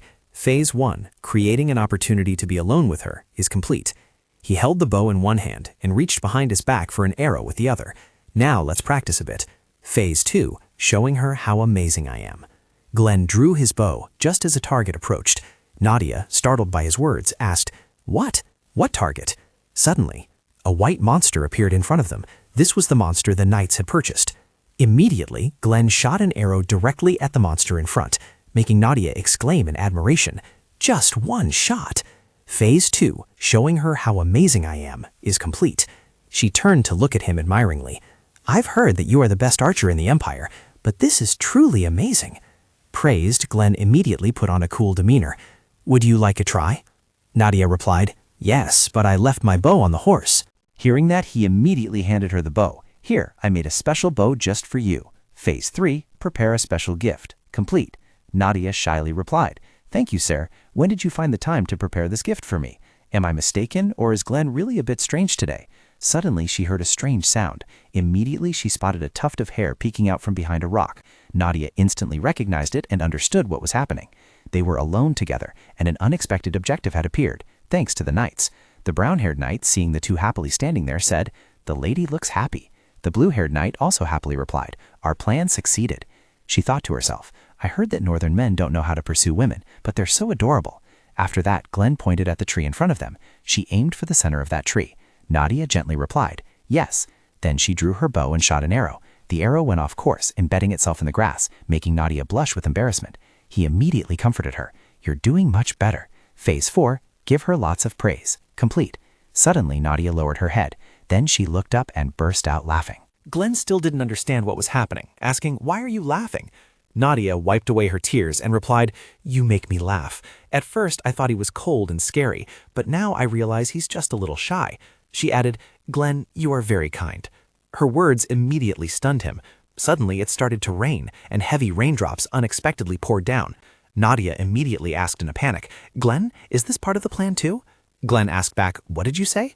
He thought to himself, "Damn it, does she know everything?" Immediately after, a bolt of lightning flashed across the sky. Glenn took his rain cloak and covered her, then said, "There's an abandoned house nearby. Let's go find shelter from the rain." Nadia looked at him and replied, "Yes." At this moment, it was still raining heavily, and they were sheltering in an abandoned house. Glenn spoke, "I think this rain won't stop anytime soon. We should stay here for a while." Suddenly, his face flushed. In front of Glenn was Nadia, drenched by the rain, looking incredibly beautiful and vulnerable. Seeing her drenched, he gently draped his cloak over her. "Are you cold?" Glenn's action also made Nadia's face flush. She smiled and replied, "Thank you, sir." The two silently watched the rain fall outside the window. Nadia spoke up, "What bad luck. I wish it would snow instead of rain." He asked back, "Snow?" "Ah, I heard that in the south, even in winter, there's no snow."